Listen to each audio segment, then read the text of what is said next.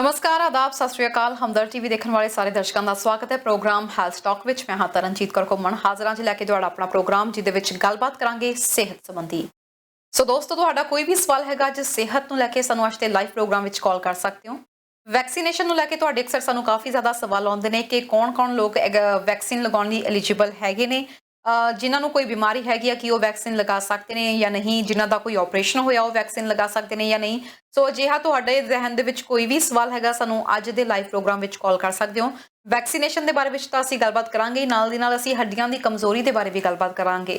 ਸੋ ਜਿਨ੍ਹਾਂ ਦੇ ਸਰੀਰ ਦੇ ਵਿੱਚ ਹੱਡੀਆਂ ਕਮਜ਼ੋਰ ਹੋ ਜਾਂਦੀਆਂ ਨੇ, ਜਿਨ੍ਹਾਂ ਨੂੰ ਕਿ ਆਸਟੀਪਰੋਸਿਸ ਵੀ ਕਹਿੰਦੇ ਨੇ, ਸੋ ਇਸ ਦੇ ਬਾਰੇ ਅਸੀਂ ਸਾਰੀ ਜਾਣਕਾਰੀ ਲਵਾਂਗੇ। ਇਸ ਬਾਰੇ ਗੱਲਬਾਤ ਕਰਨ ਲਈ ਤੇ ਤੁਹਾਡੇ ਸਵਾਲਾਂ ਦੇ ਜਵਾਬ ਦੇਣ ਲਈ ਸਾਡੇ ਨਾਲ ਜੁੜ ਚੁੱਕੇ ਨੇ ਜੀ ਡਾਕਟਰ ਹਰਪ੍ਰੀਤ ਸਿੰਘ ਬਜਾਜ। ਉਹਨਾਂ ਨਾਲ ਗੱਲਬਾਤ ਕਰਦੇ ਹਾਂ। ਬਹੁਤ ਬਹੁਤ ਸਵਾਗਤ ਹੈ ਸਰ ਤੁਹਾਡਾ। ਥੈਂਕ ਯੂ ਤਰਨਜੀਤ ਜੀ, ਸਾਰਿਆਂ ਨੂੰ ਪਿਆਰ ਭਰੀ ਸਤਿ ਸ਼੍ਰੀ ਅਕਾਲ ਮੇਰੇ ਵੱਲੋਂ। ਕੀ ਹਾਲ ਚਾਲ ਨੇ ਸਰ? ਠੀਕ ਹੈ ਜੀ, ਤੁਹਾਡਾ ਕੀ ਹਾਲ ਹੈ ਜੀ? ਆਲ ਗੁੱਡ ਸਰ, ਵਧੀਆ ਠੀਕ ਠਾਕ। ਤੇ ਵੈਕਸੀਨੇਸ਼ਨ ਦਾ ਦੌਰ ਜਾਰੀ ਹੈ, ਥਰਡ ਵੇਵ ਅਜਿਹੇ ਵਿੱਚ ਆ ਚੁੱਕੀ ਹੈ, ਬਟ ਅੱਜ ਵੀ 2300 ਪਲੱਸ ਕੇਸਿਸ ਸਾਹਮਣੇ ਆਏ ਨੇ। ਕੀ ਕਹਿਣਾ ਚਾਹੋਗੇ? ਜੀ ਬਿਲਕੁਲ, ਜਿਹੜਾ ਵਾਇਰਸ ਤੇ ਵੈਕਸੀਨ ਦੀ ਇੱਕ ਤਰ੍ਹਾਂ ਨਾਲ ਦੌੜ ਲੱਗੀ ਹੋਈ ਹੈ, ਰੇਸ ਲੱਗੀ ਹੋਈ ਹੈ ਕਿ ਕੌਣ ਜਿੱਤਦਾ ਹੈਗਾ। ਦੋਵੇਂ ਜ਼ਿਆਦਾ ਹੋ ਰਹੇ ਨੇ, ਵੈਕਸੀਨ ਵੀ ਜ਼ਿਆਦਾ ਆ ਰਹੀਆਂ ਨੇ ਥੈਂਕਫੁਲੀ। ਹੁਣ ਕੈਨੇਡਾ ਦੇ ਵਿੱਚ ਪਹਿਲਾਂ ਥੋੜ ਹੈਗੀ ਸੀ, ਘੱਟ ਹੈਗੀਆਂ ਸੀਗੀਆਂ।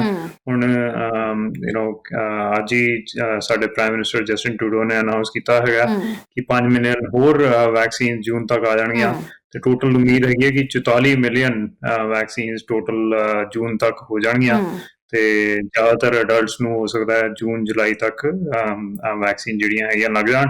ਪਰ ਉਦੋਂ ਤੱਕ ਆਪਾਂ ਵੈਕਸੀਨ ਜਦੋਂ ਤੱਕ ਸਾਰਿਆਂ ਨੂੰ ਨਹੀਂ ਲੱਗ ਜਾਂਦੀਆਂ ਹੈਗੀਆਂ ਉਦੋਂ ਤੱਕ ਵਾਇਰਸ ਨੂੰ ਆਪਾਂ ਵਾਇਰਸ ਨੂੰ ਬਚਾਉਣ ਦੀ ਗੱਲ ਜੀ ਇਹਦੇ ਬਾਰੇ ਗੱਲ ਕਰਾਂਗੇ। ਡਾਕਟਰ ਸਾਹਿਬ ਆਪਣੇ ਨਾਲ ਇੱਕ ਦਰਸ਼ਕ ਜੁੜ ਗਏ ਨੇ। ਸਤਿ ਸ਼੍ਰੀ ਅਕਾਲ ਜੀ, ਕਿੱਥੋਂ ਬੋਲ ਰਹੇ ਹੋ, ਕੀ ਕਹਿਣਾ ਚਾਹੁੰਦੇ ਹੋ? ਸਤਿ ਸ਼੍ਰੀ ਅਕਾਲ ਜੀ, ਮੈਂ ਇੱਥੋਂ ਕੈਨੇਡਾ ਤੋਂ ਬੋਲ ਰਿਹਾ। ਮੈਂ ਵੈਕਸੀਨ ਦੇ ਬਾਰੇ ਪੁੱਛਣਾ ਸੀਗਾ। ਜੀ ਸਰ, ਵੈਕਸੀਨੇਸ਼ਨ ਦੇ ਬਾਰੇ ਦੱਸੋ ਜੀ, ਕੀ ਪੁੱਛਣਾ? ਮੇਰੇ ਤੋਂ ਸਵਾਲ ਨੇ ਪੁੱਛਣੇ ਨੇ। ਸਰ ਦੱਸੋ ਕੀ ਸਵਾਲ ਹੈ ਤੁਹਾਡੇ? ਤੁਹਾਡੀ ਫੋਨ ਦੀ ਆਵਾਜ਼ ਤੁਹਾਡੀ ਸਹੀ ਨਹੀਂ ਆ ਰਹੀ, ਥੋੜਾ ਜਿਹਾ ਤੁਸੀਂ ਸਾਈਡ ਤੇ ਹੋ ਕੇ ਗੱਲ ਕਰਿਓ ਜੀ। ਹਾਂਜੀ ਕੀ ਸਵਾਲ? ਹਾਂਜੀ ਦੱਸੋ ਕੀ ਸਵਾਲ ਨੇ ਤੁਹਾਡੇ? ਹੁਣ ਪਹਿਲਾ ਸਵਾਲ ਇਹ ਹੈ, ਜਿਹੜੀ ਵੈਕਸੀਨ ਦੀ ਫਸਟ ਤੇ ਸੈਕੰਡ ਡੋਜ਼ ਲੱਗਦੀ ਹੈ ਨਾ, ਹਰੇਕ ਜਗ੍ਹਾ ਲੱਗਦੀ ਹੈ ਕਿ ਫਸਟ ਡੋਜ਼ ਤੋਂ ਸੈਕੰਡ ਡੋਜ਼ 3 ਤੋਂ 4 ਹਫ਼ਤੇ ਬਾਅਦ। ਪਰ ਕੈਨੇਡਾ ਕੀ ਹੈ ਕਿ ਇਹ 4 ਮਹੀਨੇ ਤੋਂ ਬਾਅਦ ਲੱਗਦੀ ਹੈ, ਲਗਾਉਂਦੇ ਨੇ। ਸੈਕੰਡਲੀ ਜਿਹੜੀ ਡੋਜ਼ ਹੈ ਨਾ, ਜਿਹੜੀ ਲਗਾਉਂਦੇ ਨੇ ਵੈਕਸੀਨ ਫਸਟ ਡੋਜ਼, ਉਹਦੀ ਜਿਹੜੀ ਕਵਰੇਜ ਹੈ ਨਾ, ਦੈਟ ਇਜ਼ 69-70%. ਇਟ ਮੀਨਸ ਕਿ this is also first dose is sufficient. Third question ਹੈ ਕਿ ਮੈਂ ਜੂਨ ਦੇ ਮਹੀਨੇ ਜਾਣਾ ਚਾਹੁੰਦਾ ਹੈਗਾ ਕੈਨੇਡਾ। ਮੇਰੇ ਭਤੀਜੇ ਦਾ ਵਿਆਹ ਹੈ ਕਿ ਮੈਨੂੰ ਮੋਡਰਨਾ ਦੀ ਵੈਕਸੀਨ ਲੱਗੀ 25 ਮਾਰਚ ਨੂੰ। ਕੀ ਮੈਨੂੰ ਪਰਮਿਸ਼ਨ ਮਿਲ ਸਕਦੀ ਫਸਟ ਡੋਜ਼ ਪਹਿਲਾਂ ਲੱਗ ਸਕੇ, ਸੈਕੰਡ ਡੋਜ਼ ਪਹਿਲਾਂ ਲੱਗ ਸਕੇ? ਅੱਛਾ, ਤੁਸੀਂ ਪੁੱਛਣਾ ਚਾਹੁੰਦੇ ਹੋ ਕਿ ਪ੍ਰਾਇੋਰਟੀ ਬੇਸਿਸ ਦੇ ਉੱਤੇ ਜੇ ਤੁਹਾਨੂੰ ਕੋਈ ਐਮਰਜੈਂਸੀ ਹੈ ਤਾਂ ਕੀ ਤੁਹਾਨੂੰ ਸੈਕੰਡ ਡੋਜ਼ ਪਹਿਲਾਂ ਮਿਲ ਸਕਦੀ ਹੈ ਕਿ ਨਹੀਂ? ਠੀਕ ਹੈ ਜੀ, ਤੁਸੀਂ 1 ਮਿੰਟ ਲਈ ਹੋਲਡ ਕਰਿਓ ਜੀ। 1 ਮਿੰਟ ਲਈ ਤੁਸੀਂ ਹੋਲਡ ਜੀ, ਤੁਸੀਂ 1 ਮਿੰਟ ਲਈ ਹੋਲਡ ਕਰਿਓ। ਡਾਕਟਰ ਬਜਾਜ, ਤੁਸੀਂ ਇਹਨਾਂ ਨੂੰ ਕੁਝ ਪੁੱਛਣਾ ਜਾਂ ਆਪਾਂ ਆਨਸਰ ਦਈਏ?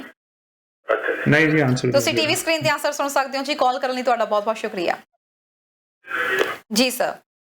ਸੋ ਮੈਂ ਤੁਹਾਨੂੰ ਇੱਕ ਕੁਐਸਚਨ ਰਿਪੀਟ ਕਰਾਂ ਇਹਨਾਂ ਦੇ ਕਿ ਤੁਹਾਨੂੰ ਜੀ ਪਹਿਲਾ ਕੁਐਸਚਨ ਸੀ ਇਹਨਾਂ ਦਾ ਕਿ ਪੁੱਛਣਾ ਚਾਹੁੰਦੇ ਨੇ ਕਿ ਬਾਕੀ ਦੇਸ਼ਾਂ ਦੇ ਵਿੱਚ ਫਸਟ ਤੇ ਸੈਕੰਡ ਡੋਜ਼ ਦੇ ਵਿੱਚ ਦੇਣ ਚ ਇੰਨਾ ਟਾਈਮ ਨਹੀਂ ਲੱਗ ਰਿਹਾ, ਜਦ ਕਿ ਕੈਨੇਡਾ ਦੇ ਵਿੱਚ ਇਹ ਜਿਹੜਾ ਟਾਈਮ ਪੀਰੀਅਡ ਬਹੁਤ ਜ਼ਿਆਦਾ ਲੰਬਾ ਆ, 4 ਮਹੀਨੇ ਦਾ ਟਾਈਮ ਪੀਰੀਅਡ ਲੱਗ ਰਿਹਾ। ਇਹਦਾ ਕੀ ਕਾਰਨ ਹੈ? ਜੀ ਸੋ ਖਾਲੀ ਕੈਨੇਡਾ ਹੀ ਨਹੀਂ ਹੈਗਾ, ਯੂਕੇ ਵਿੱਚ, ਇੰਗਲੈਂਡ ਵਿੱਚ। ਜੀ ਮੈਂ ਤੁਹਾਡੇ ਇਹ ਸਵਾਲਾਂ ਦੇ ਇਹਨਾਂ ਦੇ ਆਪਾਂ ਜਵਾਬ ਲਵਾਂਗੇ। ਇੱਕ ਦਰਸ਼ਕ ਪਹਿਲਾਂ ਹੋਰ ਜੁੜ ਗਏ ਨੇ, ਅਸੀਂ ਉਹਨਾਂ ਦਾ ਵੀ ਸਵਾਲ ਲੈ ਲਈਏ, ਫਿਰ ਆਪਾਂ ਇੱਕ ਇੱਕ ਕਰਕੇ ਇਹਨਾਂ ਦੇ ਜਵਾਬ ਦਿੰਦੇ ਹਾਂ। ਸਤਿ ਸ਼੍ਰੀ ਅਕਾਲ ਜੀ, ਕਿੱਥੋਂ ਬੋਲ ਰਹੇ ਹੋ ਤੇ ਕੀ ਪੁੱਛਣਾ ਚਾਹੁੰਦੇ ਹੋ? ਸਤਿ ਸ਼੍ਰੀ ਅਕਾਲ, ਮੈਂ ਬ੍ਰੈਂਪਟਨ ਤੋਂ ਬੋਲ ਰਹੀ ਹਾਂ। ਮੇਰੇ ਨਾ ਰਾਈਟ ਲੈਫਟ ਸਾਈਡ ਤੇ ਨਾ ਮੈਂ ਕਲਾਸ ਹੈ ਮੇਰਾ ਨਾਮ, ਤਾਂ ਮੈਂ ਮੇਰੀ ਏਜ ਹੈਗੀ 66।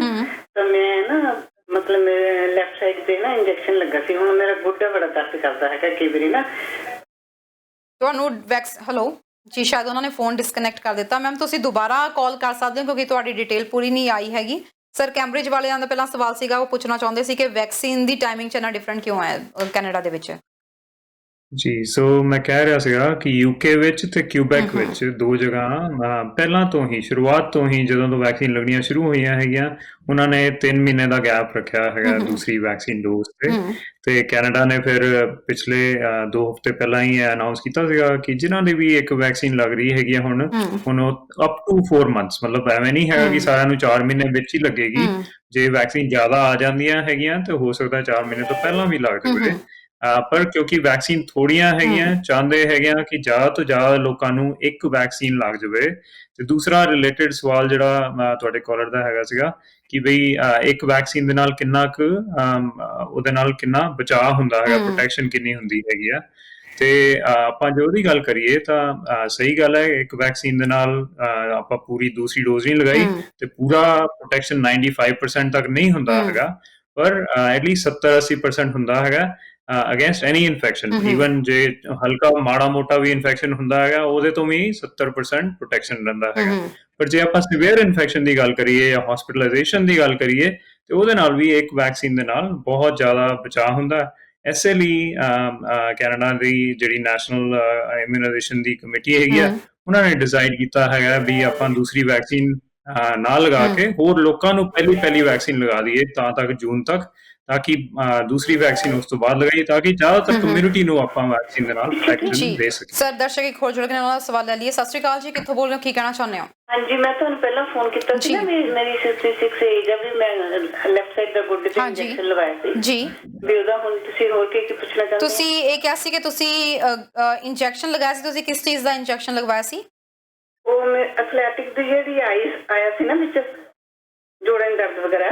ਓਕੇ ਜੀ, ਹਾਂਜੀ ਹਾਂਜੀ, ਉਹ ਲਵਾਇਆ ਸੀ ਇੰਜੈਕਸ਼ਨ। ਤੇ ਤੁਸੀਂ ਕਹਿ ਰਹੇ ਹੋ ਕਿ ਹੁਣ ਤੁਹਾਡੇ ਗੋਡੇ ਦੇ ਵਿੱਚ ਪੇਨ ਹੁੰਦਾ ਆ? ਹਾਂਜੀ, ਉਹ ਪੇਨ ਹੁੰਦਾ, ਥੋੜੀ ਜਿਹੀ ਸਵੈਲਿੰਗ ਵੀ ਹੈ ਨਾ। ਸਵੈਲਿੰਗ ਵੀ ਹੈ। ਤੁਸੀਂ 1 ਮਿੰਟ ਨਾਲੇ ਹਾਂਜੀ ਜੀ 1 ਮਿੰਟ ਲਈ ਤੁਸੀਂ ਹੋਲਡ ਕਰਿਓ। ਡਾਕਟਰ ਬਜਾਜ, ਤੁਸੀਂ ਇਹਨਾਂ ਨੂੰ ਕੁਝ ਪੁੱਛਣਾ ਚਾਹੁੰਦੇ ਹੋ ਜਾਂ ਆਨਸਰ ਦਈਏ?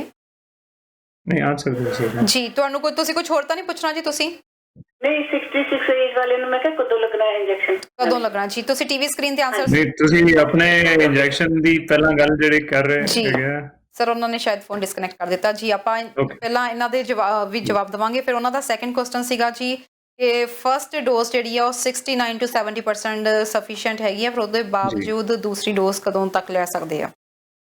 ਜੀ, ਜਿਵੇਂ ਆਪਾਂ ਆਨਸਰ ਕੀਤਾ ਹੈਗਾ ਕਿ ਪਹਿਲੀ ਡੋਜ਼ 70% ਜਿਹੜੀ ਆਪਾਂ ਕਹਿ ਰਹੇ ਹੈਗੇ ਆ, ਇਵਨ ਮਾਈਲਡ ਇਨਫੈਕਸ਼ਨ ਨੂੰ ਪ੍ਰੋਟੈਕਟ ਕਰਨ ਵਾਸਤੇ 70% ਹੈਗੀ ਆ, ਪਰ ਸੀਵੀਅਰ ਇਨਫੈਕਸ਼ਨ ਵਾਸਤੇ 90% 95% ਹੈਗੀ ਆ। ਤਾਂ ਐਵੇਂ ਨਹੀਂ ਹੈਗਾ ਕਿ ਇੱਕ ਡੋਜ਼ ਲੱਗ ਗਈ ਹੈਗੀ ਹੈ ਤੇ ਆਪਾਂ ਹਸਪੀਟਲ ਜਾਣ ਤੋਂ ਬਚ ਜਾਂਦੇ ਹੈਗੇ ਆ, ਆਕਸੀਜਨ ਸਾਡੀ ਘਟਦੀ ਨਹੀਂ ਹੈਗੀ ਹੈ, ਸ਼ਾਰਟ ਆਫ ਬ੍ਰੈਥ ਨਹੀਂ ਹੁੰਦੇ, ਵੀ ਸਾਹ ਨਹੀਂ ਫੁੱਲਦਾ ਹੈਗਾ, ਤੇ ਬਹੁਤ ਜਿਹੜਾ ਜ਼ਿਆਦਾ ਆਪਾਂ ਸੀਵੀਅਰ ਕਹਿੰਦੇ ਹੈਗੇ ਆ ਉਹਨਾਂ ਤੋਂ ਬਚਾਉਣਾ ਚਾਹੁੰਦੇ ਹੈਗੇ ਆ।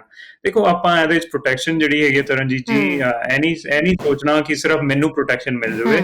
ਅਸੀਂ ਚਾਹੁੰਦੇ ਹੈਗੇ ਆ ਕਿ ਪੂਰੀ ਕਮਿਊਨਿਟੀ ਨੂੰ, ਪੂਰੀ ਕੰਟਰੀ ਨੂੰ ਪ੍ਰੋਟੈਕਸ਼ਨ ਮਿਲੇ, ਤੇ ਜਿੰਨੀ ਜਲਦੀ ਤੋਂ ਜਲਦੀ 60-70% ਲੋਕਾਂ ਨੂੰ, ਅਡਲਟਸ ਨੂੰ ਵੈਕਸੀਨ ਲੱਗ ਜਾਏਗੀ, ਉਨੀ ਜਲਦੀ ਇਹ ਪੈਂਡੈਮਿਕ ਜਿਹੜਾ ਹੈਗਾ ਐਟਲੀਸਟ ਕੈਨੇਡਾ ਵਿੱਚ ਹੋਣ ਵਾਸਤੇ ਖਤਮ ਹੋ ਸਕੇਗਾ। ਇਸ ਲਈ ਇਹ ਜ਼ਰੂਰੀ ਹੈਗਾ ਕਿ ਜਲਦੀ ਤੋਂ ਜਲਦੀ ਪਹਿਲੀ ਡੋਜ਼ ਜਿੰਨੇ ਜ਼ਿਆਦਾ ਲੋਕਾਂ ਨੂੰ ਹੋ ਸਕੇ ਮਿਲ ਜਾਵੇ ਜੀ। ਇਸ ਤੋਂ ਬਾਅਦ ਇਹਨਾਂ ਦਾ ਤੀਸਰਾ ਸਵਾਲ ਵੀ ਪੁੱਛਾਂਗੇ। ਇੱਕ ਦਰਸ਼ਕ ਪਹਿਲਾਂ ਹੋਰ ਜੁੜ ਗਏ ਨੇ। ਸਤਿ ਸ਼੍ਰੀ ਅਕਾਲ ਜੀ, ਕਿੱਥੋਂ ਬੋਲ ਰਹੇ ਹੋ, ਕੀ ਪੁੱਛਣਾ ਚਾਹੁੰਦੇ ਹੋ? ਹਾਂਜੀ ਹਾਂਜੀ, ਜਿਹੜਾ ਮੈਂ ਤੁਹਾਨੂੰ ਪਹਿਲਾਂ ਕੁਐਸਚਨ ਕੀਤਾ ਸੀ, ਮੈਂ ਕਿਹਾ ਤੁਸੀਂ ਉਹ ਕਹਿੰਦੇ ਵੀ ਡਿਸਕਨੈਕਟ ਕਰ ਦਿੱਤਾ ਨਾ। ਮੈਮ, ਤੁਸੀਂ ਇਹੀ ਪੁੱਛਿਆ ਨਾ ਕਿ ਤੁਸੀਂ ਕਿਹਾ ਕਿ ਤੁਹਾਡੇ ਲੈਫਟ ਸਾਈਡ ਜਿਹੜਾ ਇੰਜੈਕਸ਼ਨ ਲੱਗਿਆ ਸੀ ਗੋਡੇ ਦੇ ਉੱਤੇ, ਤੇ ਹੁਣ ਉੱਥੇ ਸਵੈਲਿੰਗ ਹੋ ਗਈ ਹੈ ਤੇ ਪੇਨ ਵੀ ਨਾਲ ਕਰ ਰਿਹਾ, ਇਹਦਾ ਕੀ ਕਾਰਨ ਹੈ? ਹਾਂਜੀ ਹਾਂਜੀ। ਤੇ ਸੈਕੰਡ ਤੁਸੀਂ ਪੁੱਛਿਆ ਸੀ ਕਿ 66 ਤੁਹਾਡੀ ਉਮਰ ਹੈ ਤੇ ਤੁਹਾਨੂੰ ਵੈਕਸੀਨ ਕਦੋਂ ਤੱਕ ਮਿਲ ਸਕਦੀ ਹੈ ਕੋਵਿਡ ਦੀ? ਹਾਂਜੀ ਹਾਂਜੀ ਹਾਂਜੀ ਹਾਂਜੀ। 1 ਮਿੰਟ ਲਈ ਹੋਲਡ ਕਰਿਓ। ਦੋ ਅਲੱਗ-ਅਲੱਗ ਕੁਐਸਚਨ ਹੈਗੇ ਨਾ, ਇੱਕ ਤਾਂ ਇੰਜੈਕਸ਼ਨ ਗੋਡੇ ਵਾਲਾ ਆਰਥਰਾਈਟਿਸ ਵਾਲਾ ਕਹਿ ਰਹੇ ਹੈਗੇ, ਦੂਸਰਾ ਇੰਜੈਕਸ਼ਨ ਜਿਹੜਾ ਕਹਿ ਰਹੇ ਉਹ ਕੋਵਿਡ ਦਾ ਵੈਕਸੀਨ। ਜੀ, ਤੁਸੀਂ ਟੀਵੀ ਸਕਰੀਨ ਤੇ ਆਨਸਰ ਸੁਣ ਸਕਦੇ ਹੋ ਜੀ। ਕਾਲ ਕਰਨ ਲਈ ਤੁਹਾਡਾ ਸ਼ੁਕਰੀਆ। ਕਾਲਰ ਇੱਕ ਹੋਰ ਜੁੜ ਗਏ ਨੇ ਸਰ, ਅਸੀਂ ਉਹਨਾਂ ਦਾ ਵੀ ਸਵਾਲ ਲੈ ਲਈਏ। ਸਤਿ ਸ਼੍ਰੀ ਅਕਾਲ ਜੀ, ਕਿੱਥੋਂ ਬੋਲ ਰਹੇ ਹੋ ਤੇ ਕੀ ਸਵਾਲ ਹੈ ਤੁਹਾਡਾ? ਹਾਂਜੀ, ਮੈਂ ਬਰੈਂਪਟਨ ਤੋਂ ਬੋਲ ਰਹੀ ਹਾਂ ਜੀ, ਦੱਸੋ ਜੀ ਕੀ ਸਵਾਲ ਹੈ? ਹਾਂਜੀ, ਮੈਂ ਇਹ ਪੁੱਛਣਾ ਸੀਗਾ ਕਿ ਜਿਹੜਾ ਕਰੋਨਾ ਤੋਂ ਬਾਅਦ ਵੀ ਕੋਈ ਵੀ ਇਨਫੈਕਸ਼ਨ ਹੋ ਸਕਦੀ ਹੈ ਜਾਂ ਤੁਹਾਨੂੰ ਕਰੋਨਾ ਹੁੰਦਾ? ਕਰੋਨਾ ਤੋਂ ਬਾਅਦ ਤੁਸੀਂ ਪੁੱਛਣਾ ਚਾਹੁੰਦੇ ਹੋ ਕੋਈ ਇਨਫੈਕਸ਼ਨ ਹੋ ਸਕਦੀ ਹੈ ਕਿ ਨਹੀਂ? ਹਾਂ, ਜਿਵੇਂ ਸਰੀਰਕ, ਜਿਵੇਂ ਕੋਈ ਹੱਡੀਆਂ ਦੁਖਦੀਆਂ, ਲੱਤਾਂ ਬਾਹਾਂ ਦੁਖਦੀਆਂ, ਜਾਂ ਰੈਸ਼ ਹੋ ਗਈ, ਜਾਂ ਮੇਰੇ ਵਾਲ ਝੜ ਗਏ, ਇਹ ਕੁਝ ਹੋ ਸਕਦਾ ਜੀ? ਜੇ ਹੋ ਸਕਦਾ ਫਿਰ ਇਹਦਾ ਹੱਲ ਕੀ ਹੈ? ਜੀ ਠੀਕ ਹੈ ਜੀ, ਤੁਸੀਂ ਟੀਵੀ ਸਕਰੀਨ ਤੇ ਆਨਸਰ ਸੁਣ ਸਕਦੇ ਹੋ। ਕਾਲ ਕਰਨ ਲਈ ਤੁਹਾਡਾ ਬਹੁਤ ਬਹੁਤ ਸ਼ੁਕਰੀਆ। ਹਾਂਜੀ, ਕਿ ਮੇਰੀਆਂ ਮਤਲਬ ਮੈਨੂੰ ਹੋਇਆ ਸੀ ਇਹ ਤਕਰੀਬਨ ਸਤੰਬਰ ਅਕਤੂਬਰ ਵਿੱਚ ਜੀ। ਉਹਦਾ ਸਾਨੂੰ ਬੁਖਾਰ 2 ਦਿਨ ਹੀ ਚੜਿਆ, ਵੱਧ ਨਹੀਂ ਚੜਿਆ। ਉਸ ਤੋਂ ਹੁਣ ਮੈਂ ਹੋ ਗਏ ਮੈਨੂੰ 2-3 ਮਹੀਨੇ ਮੈਂ ਇਹਦੇ ਨਾਲ ਬਹੁਤ ਜ਼ਿਆਦਾ ਸਫਰ ਕਰ ਰਹੀ ਹਾਂ। ਓਕੇ। ਮੇਰੇ ਵਾਲ ਵੀ ਝੜ ਗਏ, ਮਤਲਬ ਮੇਰੀਆਂ ਲੱਤਾਂ ਬਾਹਾਂ ਇੰਨੀਆਂ ਕੁ ਦੁਖਦੀਆਂ, ਮੈਨੂੰ ਹਰ ਰੋਜ਼ ਮੈਨੂੰ ਟਾਈਮ ਨਾਲ ਐਡਵਾਈਸ ਲੈਣੀ ਪੈਂਦੀ ਆ।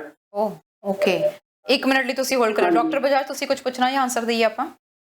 ਨਹੀਂ, ਠੀਕ ਹੈ। ਆਨਸਰਸ ਦੇ ਤੁਸੀਂ ਆਨਸਰ ਸੁਣ ਲਿਓ ਜੀ, ਤੁਸੀਂ ਟੀਵੀ ਸਕਰੀਨ ਤੇ ਸੁਣ ਸਕਦੇ ਹੋ ਆਨਸਰ। ਹਾਂਜੀ, ਮੇਰੇ ਰੈਸ਼ ਵੀ ਹੋਈ ਹੈ ਇਹਦੇ ਨਾਲ, ਉਹ ਵੀ ਨਹੀਂ ਹਟਦੀ। ਠੀਕ ਹੈ ਜੀ, ਤੁਸੀਂ ਟੀਵੀ ਸਕਰੀਨ ਤੇ ਆਨਸਰ ਸੁਣ ਲਿਓ ਜੀ। ਕਾਲ ਕਰਨ ਲਈ ਸ਼ੁਕਰੀਆ ਤੁਹਾਡਾ। ਸਰ, ਇੱਕ ਕਾਲਰ ਹੋਰ ਜੁੜ ਗਏ ਨੇ, ਉਹਨਾਂ ਦਾ ਵੀ ਅਸੀਂ ਸਵਾਲ ਲੈ ਲਈਏ। ਮਾਫੀ ਚਾਹਾਂਗੇ ਜੀ, ਫੋਨ ਡਿਸਕਨੈਕਟ ਹੋ ਗਿਆ। ਸਰ, ਕਾਲਰ ਦਾ ਤੀਸਰਾ, ਪਹਿਲੇ ਕਾਲਰ ਦਾ ਤੀਸਰਾ ਸਵਾਲ ਸੀ ਕਿ ਜਿਵੇਂ ਫਸਟ ਤੇ ਸੈਕਿੰਡ ਵੈਕਸੀਨ ਦੇ ਵਿੱਚ ਕੁਝ ਟਾਈਮ ਪੀਰੀਅਡ ਹੈਗਾ ਆ, ਜੇ ਉਹਨਾਂ ਨੇ ਕਿਤੇ ਜਾਣਾ ਹੋਵੇ, ਟਰੈਵਲ ਕਰਨਾ ਹੋਵੇ ਜ਼ਰੂਰੀ, ਤਾਂ ਕਿ ਉਹ ਛੇਤੀ ਅਪਾਇੰਟਮੈਂਟ ਬੁੱਕ ਕਰਵਾ ਸਕਦੇ ਆ, ਪਹਿਲਾਂ ਸੈਕਿੰਡ ਡੋਜ਼ ਉਹਨਾਂ ਨੂੰ ਜਲਦੀ ਮਿਲ ਸਕਦੀ ਹੈ? ਨਹੀਂ, ਮੇਰੇ ਖਿਆਲ ਤਾਂ ਐਵੇਂ ਨਹੀਂ ਹੋਏਗਾ, ਪਰ ਤੁਸੀਂ ਆਫ ਕੋਰਸ ਕਾਲ ਕਰਕੇ ਕਹਿ ਸਕਦੇ ਹੈਗੇ ਹੋ, ਬਟ ਕਿਸੇ ਨੂੰ ਵੀ ਐਵੇਂ ਪ੍ਰਾਇੋਰਟੀ ਦੂਸਰੀ ਵੈਕਸੀਨ ਵਾਸਤੇ ਮੇਰੇ ਹਿਸਾਬ ਨਾਲ ਨਹੀਂ ਦਿੱਤੀ ਜਾ ਰਹੀ ਹੈਗੀ ਇੰਡੀਵਿਜੂਅਲ ਬੇਸਿਸ ਤੇ, ਬਲਕਿ ਟਰੈਵਲ ਜੇ ਹੈਗਾ ਤੇ ਟਰੈਵਲ ਪੋਸਟਪੋਨ ਕਰਨਾ ਚਾਹੀਦਾ ਹੈਗਾ। ਮੇਰੀ ਇਹ ਸਲਾਹ ਹੈਗੀ ਹੈ ਕਿ ਤੁਸੀਂ ਟਰੈਵਲ ਨਾ ਕਰੋ ਪੈਂਡੈਮਿਕ ਦੇ ਟਾਈਮ ਤੇ। ਜੇ ਜੂਨ ਜੁਲਾਈ ਜਾਣ ਦੀ ਤੁਸੀਂ ਸੋਚ ਰਹੇ ਹੈਗੇ, ਮਤਲਬ ਕਿ ਐਮਰਜੈਂਸੀ ਤਾਂ ਹੈ ਨਹੀਂਗੀ, ਤੁਸੀਂ ਦੂਸਰਾ ਵੈਕਸੀਨ ਲਗਾ ਕੇ ਜਾ ਸਕਦੇ ਹੈਗੇ। ਜੀ ਬਿਲਕੁਲ। ਤੇ ਉਸ ਤੋਂ ਬਾਅਦ ਸਰ ਨੈਕਸਟ ਕਾਲਰ ਦੀ ਕਾਲ ਆਈ ਸੀ ਮੈਮ ਦੀ, ਉਹਨਾਂ ਨੇ ਪੁੱਛਣਾ ਸੀ ਕਿ ਉਹਨਾਂ ਦੇ ਇੰਜੈਕਸ਼ਨ ਲੱਗਿਆ ਸੀ ਗੋਡੇ ਦੇ ਵਿੱਚ, ਇਸ ਤੋਂ ਬਾਅਦ ਸਵੈਲਿੰਗ ਤੇ ਪੇਨ ਹੋ ਰਿਹਾ ਵਾ, ਕੀ ਕਾਰਨ ਹੈ ਇਹਦਾ? ਜੀ, ਸੋ ਆਪਾਂ ਹੱਡੀਆਂ ਦੀ ਜੋ ਅੱਜ ਟੌਪਿਕ ਹੈਗਾ ਉਹ ਹੈਗਾ ਹੱਡੀਆਂ ਦੀ ਕਮਜ਼ੋਰੀ ਦਾ, ਵੀ ਹੱਡੀਆਂ ਟੁੱਟਣ ਲੱਗ ਜਾਂਦੀਆਂ ਹੈਗੀਆਂ, ਫ੍ਰੈਕਚਰ ਹੋ ਜਾਂਦਾ ਹੈਗਾ, ਉਹਦੀ ਆਪਾਂ ਗੱਲ ਕਰਨੀ ਹੈਗੀ ਆ। ਪਰ ਜਿਹੜੀ ਇਹ ਕਾਲ ਹੈਗੀ ਆ ਉਹ ਹੈਗੀ ਆ ਆਰਥਰਾਈਟਿਸ ਦੇ ਬਾਰੇ ਜਾਂ ਗਠੀਏ ਰੋਗ ਦੇ ਬਾਰੇ। ਜੀ ਉਹ ਦੋ ਅਲੱਗ-ਅਲੱਗ ਚੀਜ਼ਾਂ ਹੈਗੀਆਂ ਨੇ, ਜਿਹੜੀਆਂ ਹੱਡੀਆਂ ਦੀ ਕਮਜ਼ੋਰੀ ਨਾਲ ਫ੍ਰੈਕਚਰ ਹੋ ਜਾਂਦੇ ਹੈਗੇ, ਆਸਟੀਓਪੋਰੋਸਿਸ ਜਿਹਨੂੰ ਆਪਾਂ ਕਹਿੰਦੇ ਆ, ਉਹਦੇ ਨਾਲ ਕੋਈ ਦਰਦ ਨਹੀਂ ਹੁੰਦੀ, ਪੀੜ ਨਹੀਂ ਹੁੰਦੀ। ਜਿਹੜੇ ਗਠੀਆ ਹੈਗਾ ਉਹਦੇ ਨਾਲ ਪੀੜ ਹੁੰਦੀ ਹੈਗੀ ਆ। ਗਠੀਆ ਇਸ ਕਰਕੇ ਹੁੰਦਾ ਗੋਡਿਆਂ ਵਿੱਚ, ਇਸ ਕਰਕੇ ਹੁੰਦਾ ਕਿ ਜਿਹੜੇ ਆਪਾਂ ਕਹਿ ਦਈਏ ਟੰਗ ਜਿਹੜੀ ਸਾਡੀ ਲੱਤ ਹੈਗੀ ਆ, ਉਹ ਮਸਲ ਜਿਹੜੇ ਹੁੰਦੇ ਨੇ ਉਹਦੇ ਇੰਨੇ ਸਟਰੋਂਗ ਨਹੀਂ ਹੁੰਦੇ ਵੀ ਉਹ ਹੱਡੀ ਨੂੰ ਤੇ ਜੋੜਾਂ ਨੂੰ ਸਪੋਰਟ ਕਰ ਸਕਣ। ਤੇ ਪ੍ਰੀਵੈਂਸ਼ਨ ਸਭ ਤੋਂ ਵਧੀਆ ਹੁੰਦੀ ਹੈ ਵੀ ਆਪਾਂ ਲੱਤਾਂ ਦੀ ਆਪਣੀ ਮਸਲ ਜਿਹੜੇ ਹੈਗੇ ਬਣਾਈਏ, ਤਾਂ ਕਿ ਹੱਡੀਆਂ ਇੱਕਦਮ ਨਾਲ ਨਾ ਘਿਸਣ, ਤੇ ਉਹਦੇ ਨਾਲ ਫਿਰ ਆਰਥਰਾਈਟਿਸ ਜਾਂ ਗਠੀਆ ਨਹੀਂ ਹੁੰਦਾ। ਪਰ ਜਿਨ੍ਹਾਂ ਨੂੰ ਹੁਣ ਹੋ ਗਿਆ ਹੈਗਾ, ਆਪਾਂ ਫਿਰ ਵੀ ਆਪਾਂ ਕੋਸ਼ਿਸ਼ ਕਰੀਏ ਕਿ ਕੁਝ ਮਸਲ ਬਣਨ। ਮਸਲ ਦੀ ਐਕਸਰਸਾਈਜ਼ ਵਾਸਤੇ ਆਪਾਂ ਬਾਈਕ ਜਿਹੜੀ ਹੁੰਦੀ ਹੈ ਉਹ ਬੈਸਟ ਮੰਨੀ ਜਾਂਦੀ ਹੈ ਜੀ ਸਰ, ਤਾਂ ਕਿ ਗਠੀਏ ਦਾ ਰੋਗ ਜਿਹੜਾ ਹੈਗਾ ਜ਼ਿਆਦਾ ਨਾ ਵਧੇ। ਜੀ ਨੈਕਸਟ ਕਾਲਰ ਜੁੜ ਗਏ ਨੇ, ਇਹਨਾਂ ਦਾ ਸੈਕਿੰਡ ਜਵਾਬ ਦਵਾਂਗੇ ਸਵਾਲ ਦਾ। ਇੱਕ ਦਰਸ਼ਕ ਪਹਿਲਾਂ ਜੁੜ ਗਏ ਨੇ, ਉਹਨਾਂ ਦਾ ਸਵਾਲ ਲੈ ਲਈਏ। ਸਤਿ ਸ਼੍ਰੀ ਅਕਾਲ ਜੀ, ਕਿੱਥੋਂ ਬੋਲ ਰਹੇ ਹੋ, ਕੀ ਪੁੱਛਣਾ ਚਾਹੁੰਦੇ ਹੋ? ਸਤਿ ਸ਼੍ਰੀ ਅਕਾਲ ਮੈਡਮ ਜੀ, ਮੈਂ ਇੱਕ ਸਵਾਲ ਹੋਰ ਪੁੱਛਣਾ ਸੀਗਾ ਕਿ ਇਟ ਮੀਨਸ ਕਿ ਇੱਕੋ ਡੋਜ਼ ਲਵਾ ਦਿਆ ਦੈਟ ਇਜ਼ ਸਫੀਸ਼ੀਐਂਟ?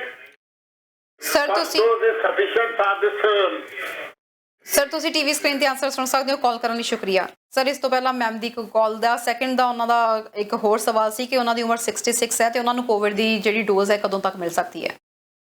ਜੀ, ਸੋ ਜਿਹੜਾ ਆਪਾਂ ਪਹਿਲਾ ਕੁਐਸਚਨ ਕਰ ਰਹੇ ਸੀਗੇ ਗਠੀਏ ਦਾ ਕਰ ਰਹੇ ਸੀਗੇ ਕਿ ਉਹਦੇ ਵਾਸਤੇ ਇੰਜੈਕਸ਼ਨ ਲੱਗ ਸਕਦੇ ਹੈਗੇ ਨੇ, ਪਰ ਉਹ ਟੈਂਪਰੇਰੀ ਉਹਦੀ ਦਰਦ ਮੁੱਕਦੀ ਹੈਗੀ ਹੈ ਜਾਂ ਘਟਦੀ ਹੈਗੀ ਹੈ ਜੀ।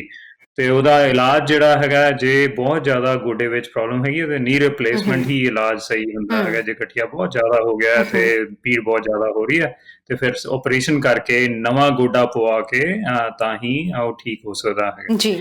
ਦੂਸਰਾ ਜਿਹੜਾ ਹੈਗਾ ਵੈਕਸੀਨ ਕਦੋਂ ਮਿਲਣਾ ਹੈਗਾ, ਹੁਣ 70 ਸਾਲ ਇੱਥੇ ਓਨਟਾਰੀਓ ਵਿੱਚ ਜ਼ਿਆਦਾਤਰ ਲੋਕਾਂ ਨੂੰ, ਜ਼ਿਆਦਾਤਰ ਪਬਲਿਕ ਹੈਲਥ ਵਿੱਚ 70 ਸਾਲ ਤੋਂ ਉੱਪਰ ਵਾਲੇ ਲੋਕਾਂ ਨੂੰ ਅਪਾਇੰਟਮੈਂਟ ਬਣ ਸਕਦੀ ਹੈਗੀ ਹੈ, ਬਣਾ ਸਕਦੇ ਹੈਗੇ ਹੋ ਤੁਸੀਂ। ਹੁਣ ਅਗਲੀ ਵਾਰੀ 65 ਸਾਲ ਤੋਂ ਉੱਪਰ ਵਾਲਿਆਂ ਦੀ ਆਣੀ ਹੈਗੀ ਆ, ਹੋ ਸਕਦਾ ਅਗਲੇ ਹਫਤੇ ਅਨਾਉਂਸਮੈਂਟ ਹੋ ਜਾਵੇ ਜਾਂ ਫਿਰ ਤੁਸੀਂ ਦੇਖਦੇ ਰਹੋ ਅਲੱਗ-ਅਲੱਗ ਨਿਊਜ਼ ਤੇ ਵੀ ਜਦੋਂ ਆਉਂਦਾ ਹੈਗਾ, ਜਾਂ ਜਦੋਂ ਪ੍ਰੀਮੀਅਰ ਕਹਿੰਦੇ ਹੈਗੇ ਆ, ਜਾਂ ਫਿਰ ਪਬਲਿਕ ਹੈਲਥ ਜਿਹੜਾ ਆਪਣਾ ਪੀਲ ਪਬਲਿਕ ਹੈਲਥ ਹੈਗਾ ਉਹਦੀ ਵੈਬਸਾਈਟ ਤੇ ਜਾ ਕੇ ਵੀ ਤੁਸੀਂ ਚੈੱਕ ਕਰ ਸਕਦੇ ਹੈਗੇ ਹੋ।